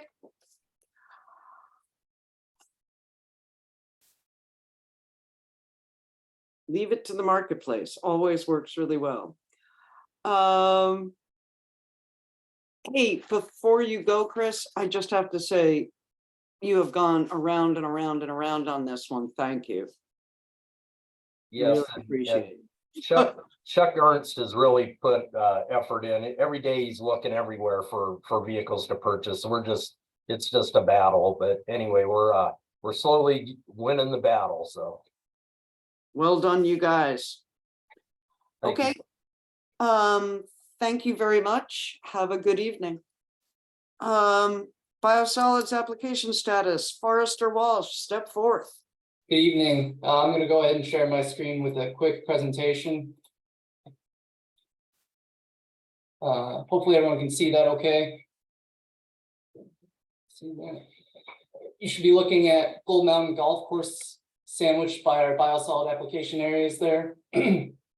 So just kind of a reminder, since 1992, the city has utilized 100% of the wastewater treatment plant's biosolids that they produce from processing their wastewater.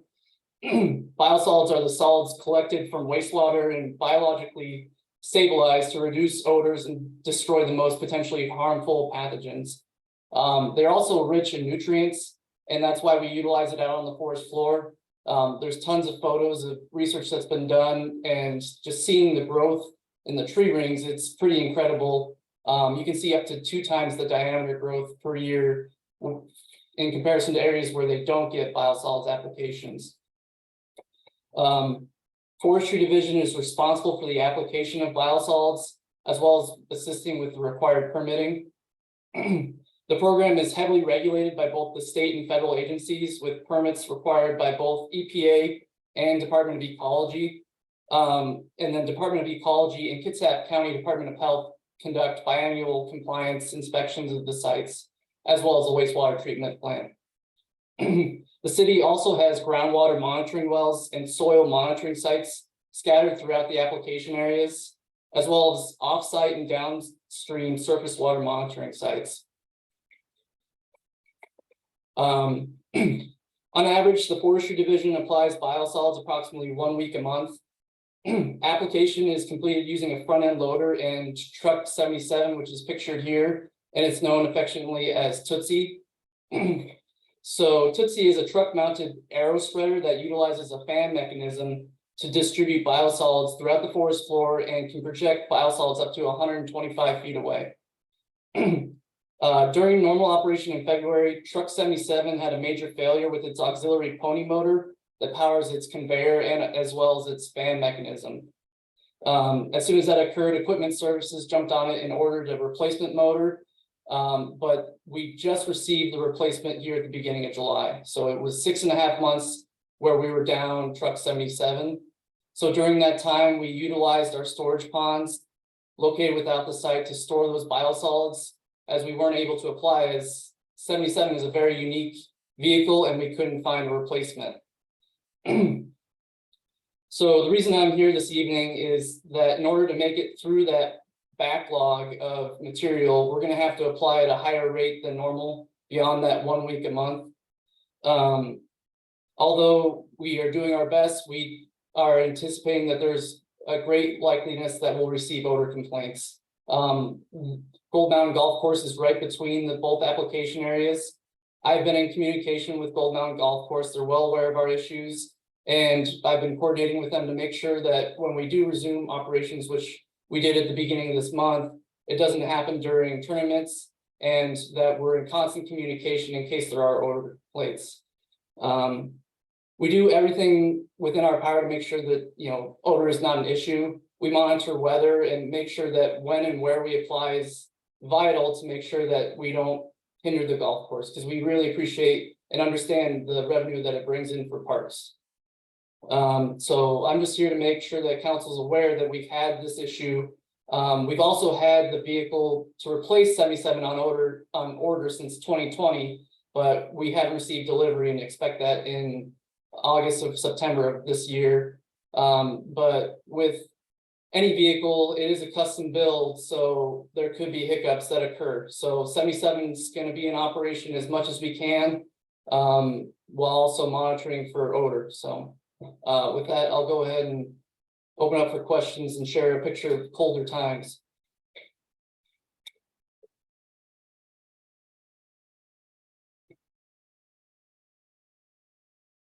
Great closing photo. Eric, you are black and unmuted. There we go. So I find this fascinating, Sean.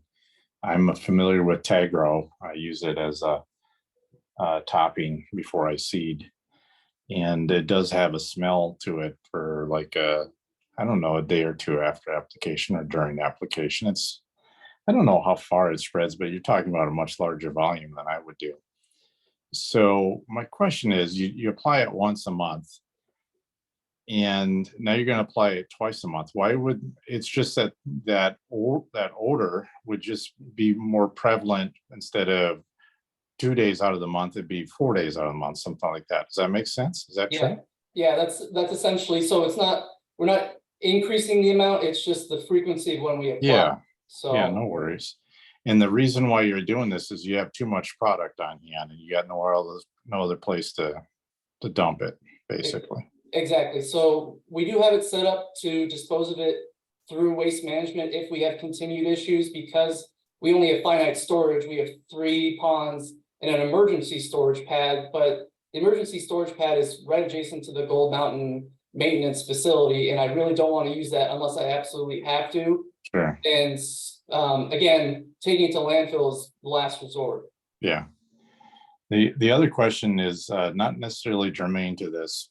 And since this is FYI, just for another FYI on me, I've been involved in timber harvest on some property up in the San Juans, and the growth rings are very small because, well, it doesn't get fertilizer and less rain. You're indicating growth rings that are, well, if you add fertilizer, obviously you're going to have much wider spacing in your growth rings. Do they discount you per board foot, 1,000 board feet, if you've got trees that have large growth rings, or they don't care? They don't differentiate. They don't care. As long as it still has good quality and not a lot of knots, we are able to get rid of it. And you're not going to get the same price as if it was a tighter grain, Yeah. but we're still able to get revenue from that. So, and we have done harvests out in the biosolids areas. The challenge is the biosolids also fertilize all of the invasive species such as Scotch broom and blackberry, so they become very difficult to manage. So it kind of delays when we can apply again. So it's something we have to consider. Okay, very good. That's all I got. Thanks. Thank you, Eric. Tom, please go ahead. Oh, thanks. The only thing I really wanted to add to that is,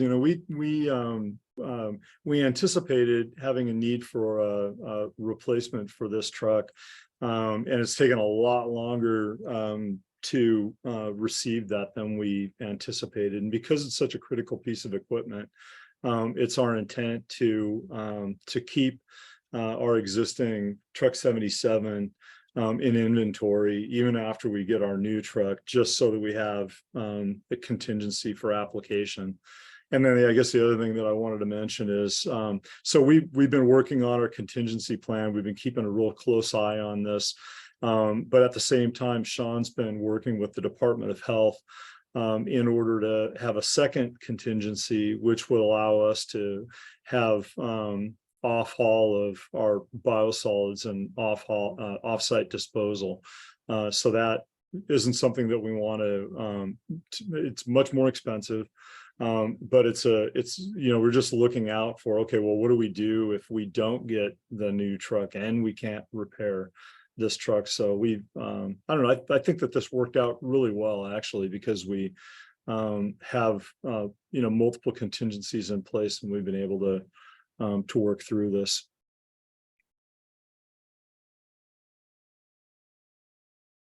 Okay. Had you, everything I know about these biosolids says you can't put it on stuff you're going to eat. Yeah. So have you considered talking to Uland Tree Farm, which, might pay you to receive it? So the challenge is there that we are permitted for a certain area to get rid of the biosolids. When we were looking at contingency issues, I looked at other landowners that do apply. It's few and far between. It's us in King County and a small applicator out in the Hoquiam area. So, but no, we couldn't send it to them because it's outside of our permitted area. Well, kudos to Public Works for this program. They've been doing it for at least 40 years, and it seems to be working real well. So thank you for all of this. Let me just go over this real quick.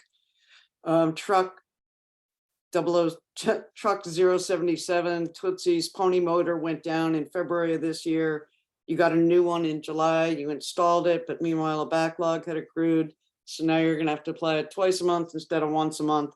It's gonna stink. The golf course knows and you guys are working together. Yeah, and I toned down the "it's gonna stink" part. yeah, it's Well, that was just Really, amongst I mean, us. well, I Yeah. gotta say that we had an incident here a couple of years ago where it flat did stink, and we've got a contingency so we never do that again. yeah. But yeah, it's going to be like Councilor Younger indicated. I mean, the odor's not going to be any stronger than it is currently. It's just going to be more frequent. Perhaps you would prefer if I use the language of wine. It will have an oaky, earthy aroma. Yeah. More frequent. Yes. Okay. Okay. Thank you very much. Congratulations on finding a replacement pony motor. Holy moly.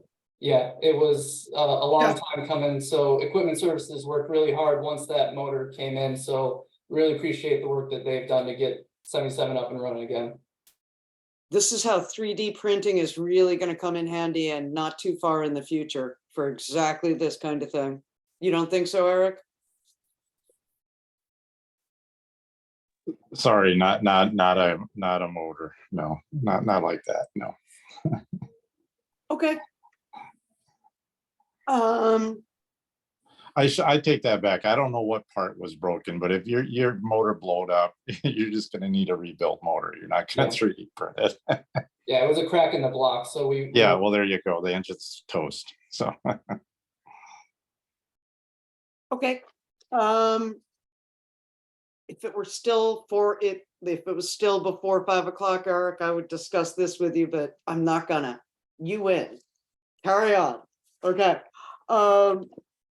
We are so close. The Quisroof loan agreement, WQC 2023, this is Tracyton Beach Road Sewer Improvement Projects. Didn't Bill already present this under capital projects? I did. This is for a loan for that project, which is going to come before council in August. Yeah. So, and I actually presented on the project itself back in March. So I'm going to do about a 1 minute long PowerPoint presentation to refresh your memory. Okay.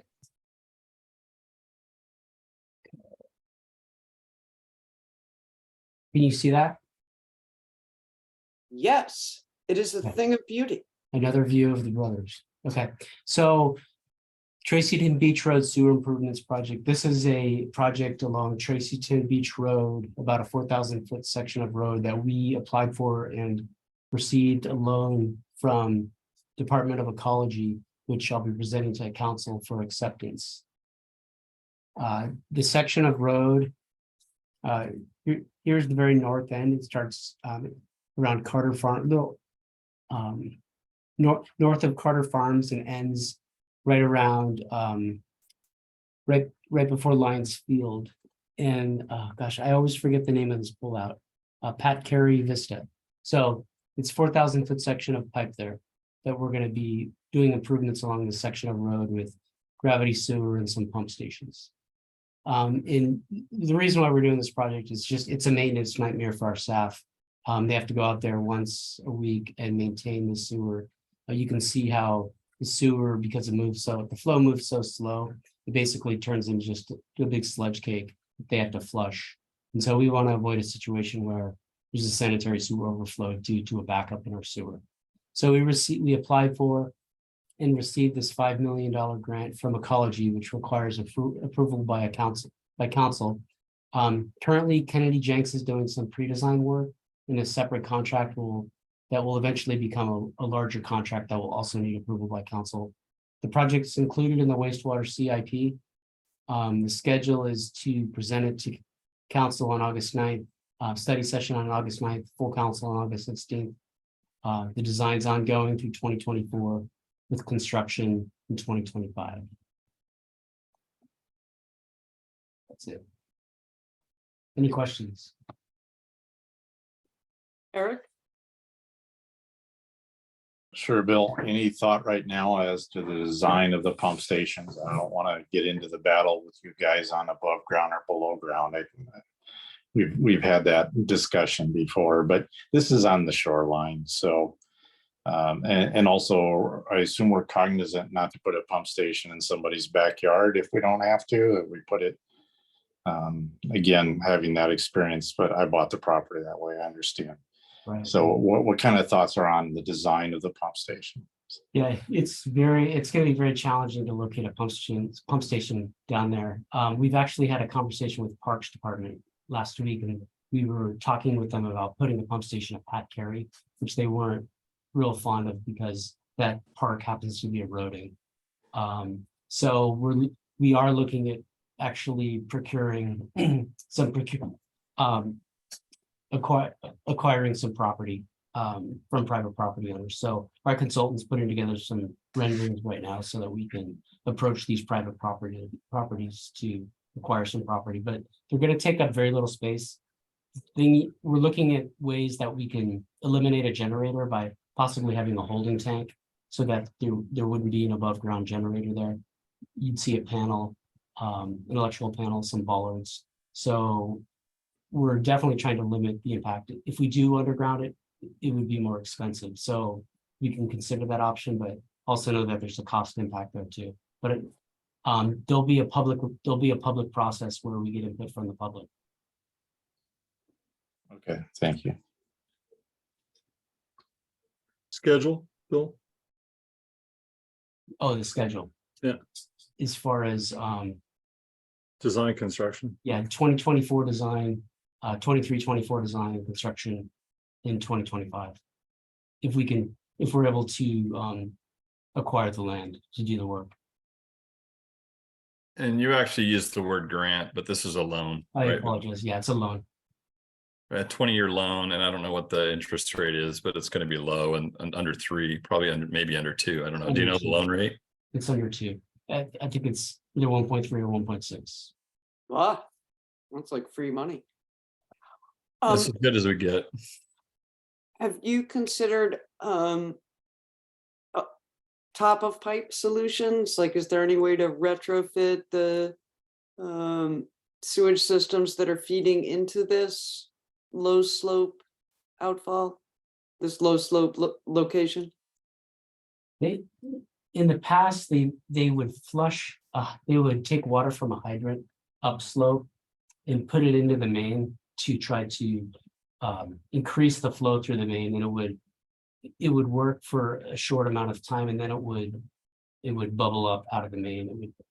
It would overflow. So we thought that would be an inexpensive solution, but it was not. This sewer was designed incorrectly. It was a poor design. It shouldn't have been designed this way. A long, lazy siphon-like sewer that's relying on upstream pressure to push it through. It needed to be designed with pump stations, and now we're having to do it. And very limited access points. The part of the problem is it's 4,000 feet long or something, and there's only a couple of access points along the way. Okay. I guess my 2 cents on this is likely going to be in somebody's backyard because we need to acquire property to put, I think, 2 pump stations in. Most of the pump station is below grade, the wet well, the pumps, the valve vault, the mechanical equipment. What we wouldn't put below grade is the electrical components, like the control panel. There's probably a small building associated with electrical components. And then this is the first I've heard of storage versus a generator. And I think our flows are going to be high enough where I'd be surprised that storage is really a cost-effective solution. And it would be a pretty big footprint, but I want to hear more of that when we get into that technical design, Bill, I guess. You know, I do have a rendering. There's a typo on the rendering. They spelled Tracy T-A-R-C-E-Y. So I sent it back to them with that comment, but I can show you a rendering if you'd like to see that. That'd be good. I'd like to see that. Okay, let me find it.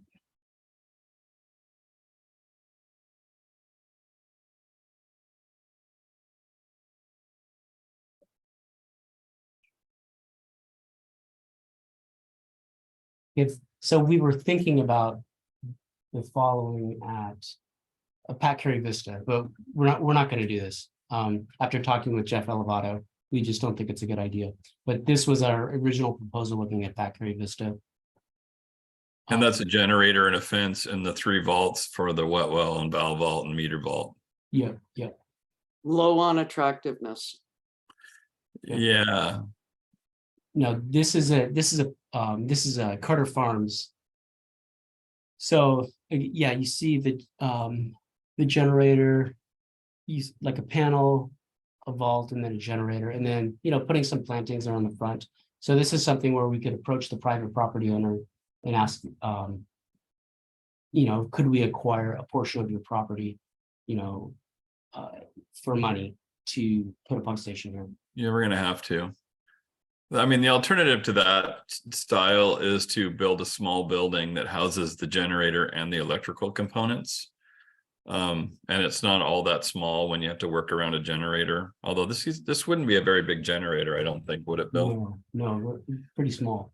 So there might be an option where it's a small building that houses all of the, you know, hopefully it's a relatively attractive small building as opposed to a chain link fence with the slats in it, and a generator that's exposed. So there's a site plan for that one property, for the one up at Carter Farms, you know, acquiring this small, you can see how there's just no space here to put a generator out in the right of way. This is all private property. So it's just a very narrow road with there's no pullouts. So we would look to acquire this piece of land. So we haven't even started the conversations yet with these property owners. We're putting together these renderings so that we can approach them.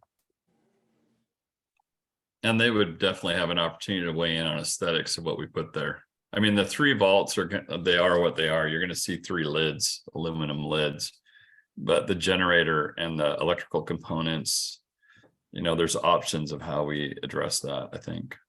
But when you put it in a building, it probably gets more expensive, which might be okay. Eric? Six or one half dozen of the other. It's still putting lipstick on a pig. So it is what it is. And Yeah. I guess that's a comment from a couple presidents ago, but whatever. It doesn't matter to me if there's, just get the public input, obviously. So I was wondering about that's preference to have all the pipes in the pump station on the non-water side. In fact, I used to live across from there. And I don't think other than that park, there is no place. You couldn't put it on the water side, I don't think. So it's going to have to go on and that first one, I don't want any involvement on where it goes, but that seems like a logical spot. That's in the corner and away from the guy's house, the person's house. So you're going to have to do what you got to do, I guess. And yeah, good luck. Well, they kicked the can on that decision when they built this design back in the day. Yeah. It's really I mean, it's not the right design. It's a path to having SSOs all the time. Terrible. Yeah. It's a flat gravity pipe. It's just problematic from the beginning. It's terrible. Okay. So you're not ruling out the park? It's, you know, when we had the conversation with Jeff Elevato last week, they're concerned about that park going away, eroding. So we would have to get a geotechnical engineer involved to make sure that, you know, that a pump station would be there long term. But there's also just an appearance that we're taking up part of a park with the sewage pump station. You know, if Pat Carey has family, that's, you know, they may not appreciate that we're using a portion of that park. So there's a public perception there. I think that would be a secondary option if we can't get private property. Well, and there might be a future planned removal of the park because that park's completely fill and there's a lot of armoring that has failed and there's erosion of the park and there's a mitigation project to potentially remove armoring. And as soon as you remove that armoring, that park is going to disappear. So yes, that park isn't an ideal situation, really. It seemed like a good idea at the time because it's public. But Yeah, makes sense. I was just say the only way to make it win-win is if you offered a public amenity to go alongside with the pump station, and that would be a public bathroom. So that could be something that the residents say, oh, okay, we get, because we're talking about that under Bridge Trail with the pump station, you're gonna line there, you can as well. Oh, yeah, we can put, some people appreciate when they're going hiking and biking and whatnot to have restroom facilities nearby. And the more you can offer that, it might be a good idea. But I understand the whole erosion thing too. So well, more to come, I'm sure. Right. Okay, thank you. I have no further questions. Anybody else have anything more on this? Okay. We come with great gratitude to thank you again, Bill. A discussion on grant apps for safe routes to school and transportation alternatives. So Shane, in a recent meeting, Eric said that it's really easy to get these grants and that they have a very low match. And like $10,000. Am I So- misquoting you, Eric? So first of all, easy, that's a competitive process, and I'm not the subject matter expert, but I have been through this process. And I remember working with Tom's predecessor on the Kitsap Safe Routes to School. I'm very familiar on how that came into fruition, which is kind of an unorthodox way. So it's probably not the most illustrative example of how it always works, but the matching part for the city, I want to say, was like $10,000, but that was a weird situation. But easy, not necessarily, but bang for a buck, oh my goodness, you guys correct me if I'm wrong, but it's an outstanding deal for the taxpayer. Yeah, that's a great deal for the taxpayer right now. As a matter of fact, the Safe Routes to School program will potentially fund up to 100% of your project these days. And so we just submitted a grant application to this past Safe Routes to School competition, which was early last year. It was for View Ridge Elementary School, the phase 2 of the project, which the limits went from Ivy Street up to Riddell Road. And we weren't selected.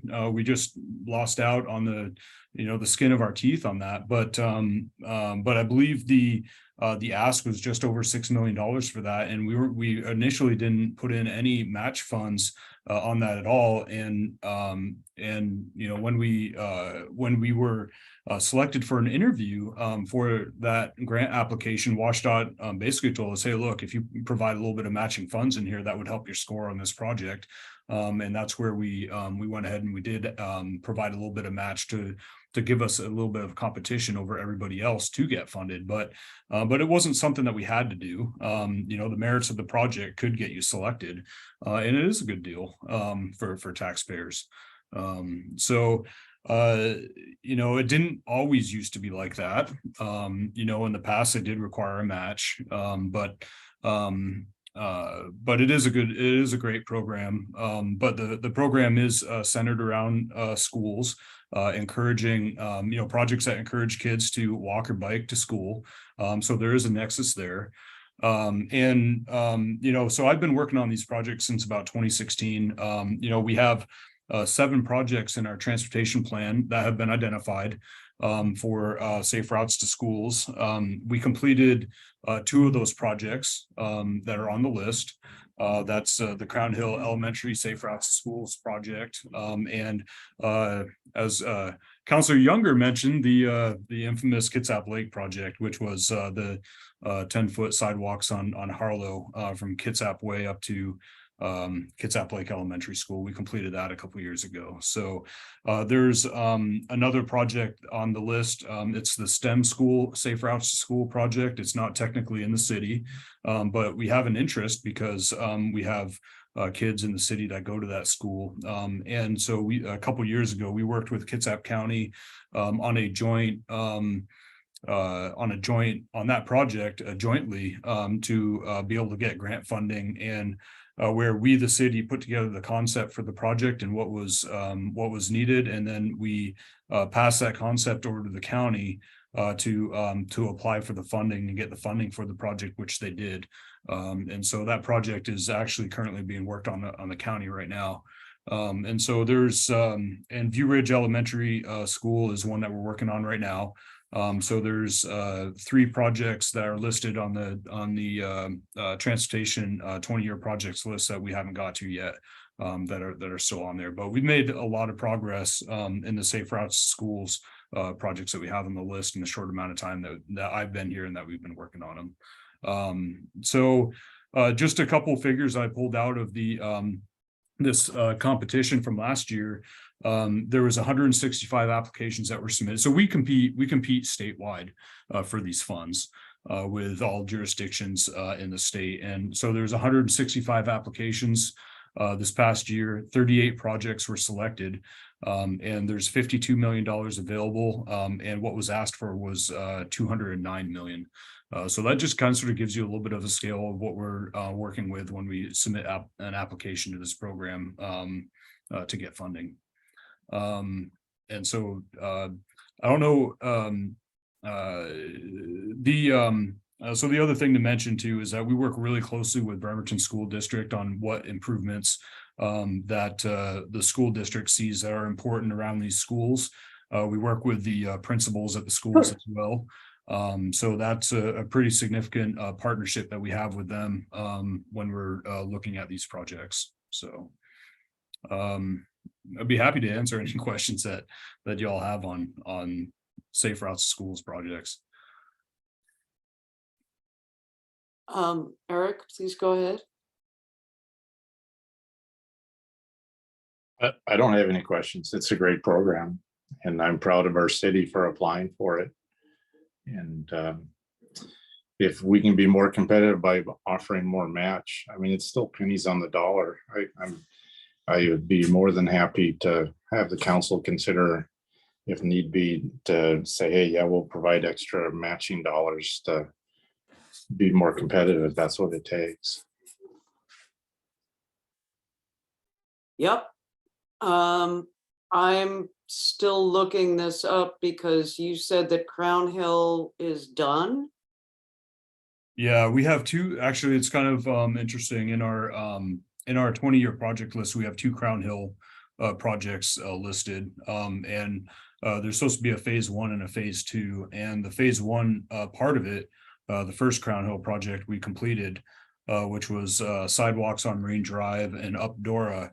And some other pedestrian safety improvements that were included in that project. And I think we completed that in like 2017, 2018, somewhere around around those years. So that's the phase 1. Correct. Yes. Because I'm not going to be able to find it right now. We've been in this meeting for years and years, but it's my understanding that the directions on the Crown Hill Elementary School site are like, at this intersection, there's no crosswalk. At over here, there's no sidewalks. Here, you're going to have to walk along the road, walk single file. So I'm confused by this. I don't want to focus on what's in my district. It's just that I happen to know this one because it is. So I'm sorry to be slow in understanding, but there are 2 phase 2s for Crown Hill. No, there's 2 projects for Crown Hill. Project number 1 we completed a couple years ago, and project number 2 is still on the list. We haven't gotten to it yet. Okay. Yeah.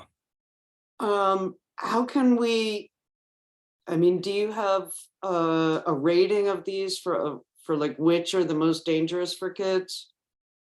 We work with Bremerton School District to identify what the priorities are for the district with their understanding of where kids walk and how they walk and what the danger levels are through their experience. So that's normally what we do is work with them on their priorities and where they see the danger areas within their walk zones.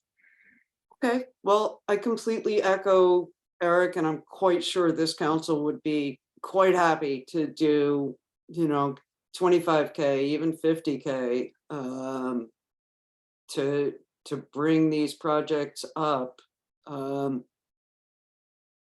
I guess for me, a big snag is going to be how difficult it is for Bremerton to, like, we seem to have bad luck interfacing with the county. And that's the difficult walk home for a lot of STEM Hills kids. Is like, cutting down to Arsenal and then trying to cross over onto Marion. And that's, yeah. Yeah, that's a pretty, I mean, that's an area that that we've talked at length with the county on.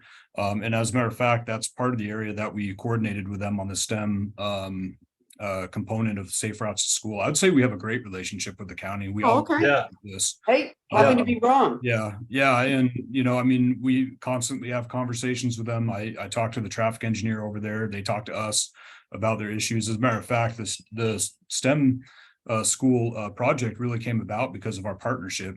We agreed to put together the project, definition for them in the concept design, and they agreed to carry it forward into applying for the grant and going after the grant dollars and constructing it. So I think we got the better part of the deal, honestly, on that. For sure, because we're not on the hook for the construction costs, and we didn't apply for it. And the right-of-way acquisition and all the improvements are being funded by them.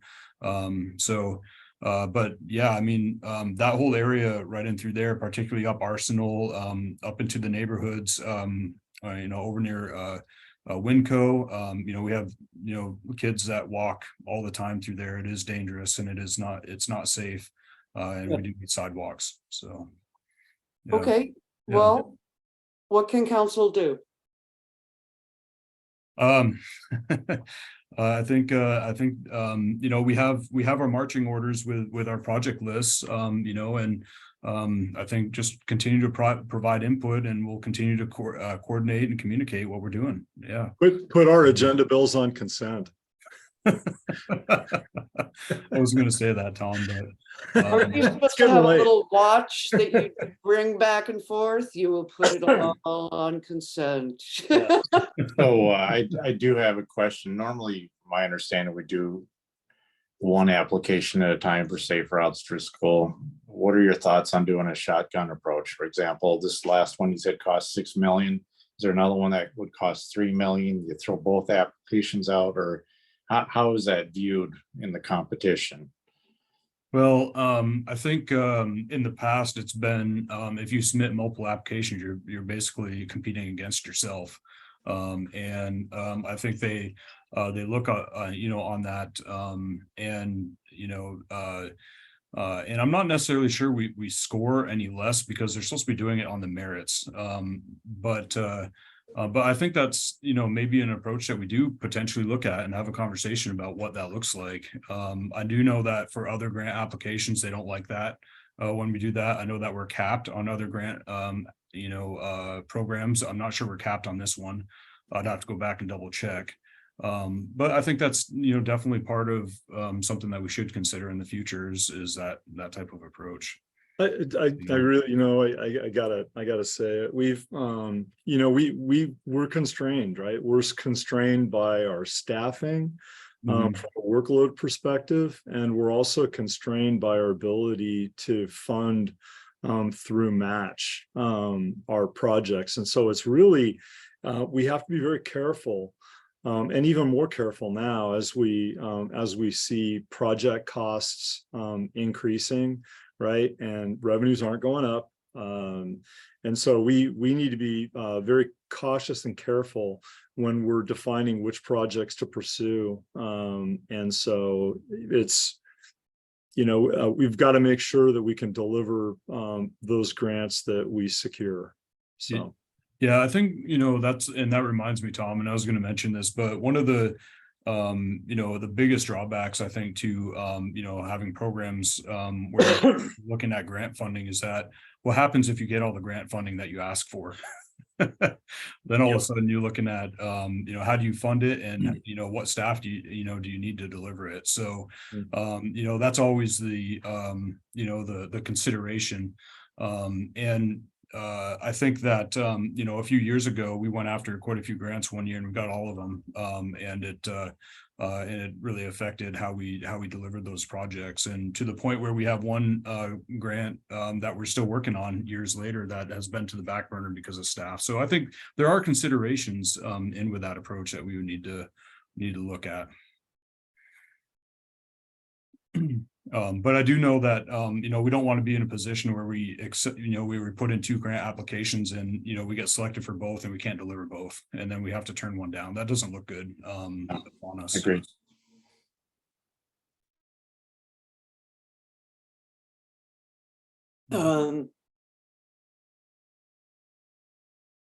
I can see how it would make us not look good. I would imagine, I mean, I could be wrong, but I would imagine that a safe route to school, a city asking for money to make sure that kids can walk to school safely would have a different flavor to a granting organization than let's pick something that we don't have here, like a merry-go-round, one of those big wheels like Seattle has. Which would increase economic development and tourism and all of those things. I would imagine that the safety of kids, that they might give you a little slack. Am I wrong on that? Well, yeah, I mean, I think this program is all geared around, safety for kids. Okay. And I think that all the applications that I would think that they would submit would suit that purpose, or else they wouldn't score very well in this program. And I think that that's something that we just need to consider, as we're putting together a scope for this, is that it meets those criteria. So all of these grant programs, they all have different rules, and some of the rules, some of the agencies have some flexibility. TIV is great. Some of the agencies have very little flexibility, and so that's just another consideration. So when we put together a grant application to be competitive, you got to show that you have the ability to deliver efficiently. And when you identify a timeline, you need to deliver per that timeline, which just adds to the complexity of delivering these projects. Funding projects with grants is really, really challenging, right? It just really is. So we have, for our utility projects, we have a lot more flexibility because they're locally funded. Grant funded projects are really tough. Are they state? They're state, right? They're state or federal. Or federal. Okay. Yeah, and I think when Tom says difficulty, I mean, there's depending on the color of the grant, right, whether or not it's federal or state, right, you have different requirements that you need to meet, but our granting agencies are really cracking down on schedules and ensuring that we are submitting our funding authorization requests within the Fed fiscal years or the state fiscal years that we commit to when we submit the grant application. And I know there's I sit on the regional project evaluation committee as a vice chair, and I know there's a lot of conversation with Puget Sound Regional Council about taking money away from agencies that do not commit to using the funds when they say they're going to, and it's getting to be a really big deal lately. So we just need to make sure when we do submit a grant application, we have to make sure that we deliver or can deliver, have the ability to deliver with the staffing and the resources that we have. Okay. Thank you for continuing to educate me. The elements of these are, I would imagine, multimodal capability, sidewalks, crosswalks, possibly, speed feedback signs. There we go. These are all elements that we've already discussed today, no? Yeah, quite a few of them we have. Yeah, absolutely. Okay. Yeah. All right, it is 6:45. I have very little brain left. What about the rest of you? Anybody want to geek out for another half hour or so? Not another half hour, but you also asked about the TAP grant. So we did you want to just mention where we're at with the TAP applications, or the whatever they're called, the things that we submitted? Can't remember what they're Oh, called. right, yeah, Transportation so, alternatives. yeah, there's, this was a grant program that is put out by Puget Sound Regional Council, Transportation Alternatives Program. And it came down the pipeline really, really, really fast this year. The grant call came out about a month ago. There's very little notice, and we have about a month to turn around applications on this.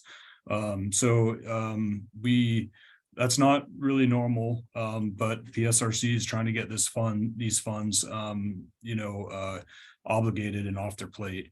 We had two projects that we presented to the finance committee towards the end of June.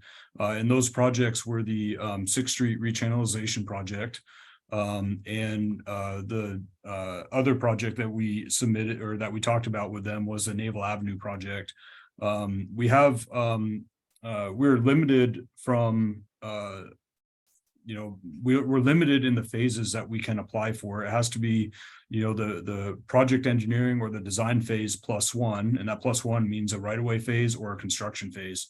And in the 6th Street rechannelization project, we're not ready for a construction phase on that. There's design and right-of-way work that we have. So we put together, we discussed a grant application submitting for a design and a right-of-way phase for that project with the finance committee. And then for the Naval Avenue project, we're partially funded in the right-of-way phase on that project. So we put together a concept of moving forward, or submitting a grant application for completing the right-of-way phase for that project. And so the way we presented it to the finance committee was, we have these two projects. They're both great projects. We're limited by 2 applications. Would you like us to submit one or both? Or maybe, not approve us to submit any. And the finance committee gave us some direction to submit both applications in the TAP program. We're moving forward with putting those applications together right now, and they're due at the end of this week. So that's what we're working on right now at this point. Yeah, Eric. Yeah, I have no comment. I'm on the finance committee, so we don't want a rolling quorum here, but it doesn't matter. What you told us was a matter of fact of what happened. I don't have any comments. That's all good. Okay. Do you need to come to council to get approval to make those 2 grant applications? No, we've got, finance has a policy, and per the policy, we seek approval from the finance committee, and then if we're successful, then council approves the grant at that point. But no, not to make application. No. Go forth. Go forth and submit. Thank you guys very much for bringing that to finance. I know that the rechannelization hadn't been at the top of your list of priorities. So I really appreciate the turnaround on this. And I'm darn sure that I speak for all of council to say, wow, way to turn on a dime. So that's the second time we've applied for funding for the rechannelization, right? I mean, yeah, we are focused on it. Yeah. Yeah, okay. Then wait, this is the part where I say you were right and I was wrong, isn't it? I just want to Right, make good sure that we're doing our best, right? I just want to acknowledge that.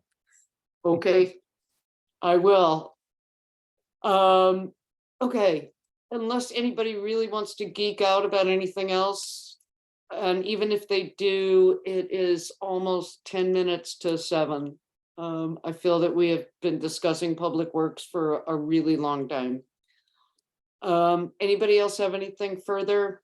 Go to the order, anything like that? Okay. I feel that more thank yous are needed. Thank you, Ned. Thank you, Hillary. Thank you, Shane. Thank you, Tom. I really appreciate you guys doing all this and keeping it so much together in the middle of a pretty darn hot and busy construction season. Very appreciative that you guys arranged the weather to be so good for chip seal. That was excellent. Okay, Well, okay, all right. okay.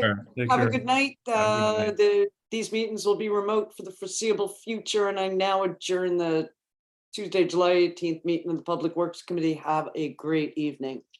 All right. Good night. Good night. Night. Good night.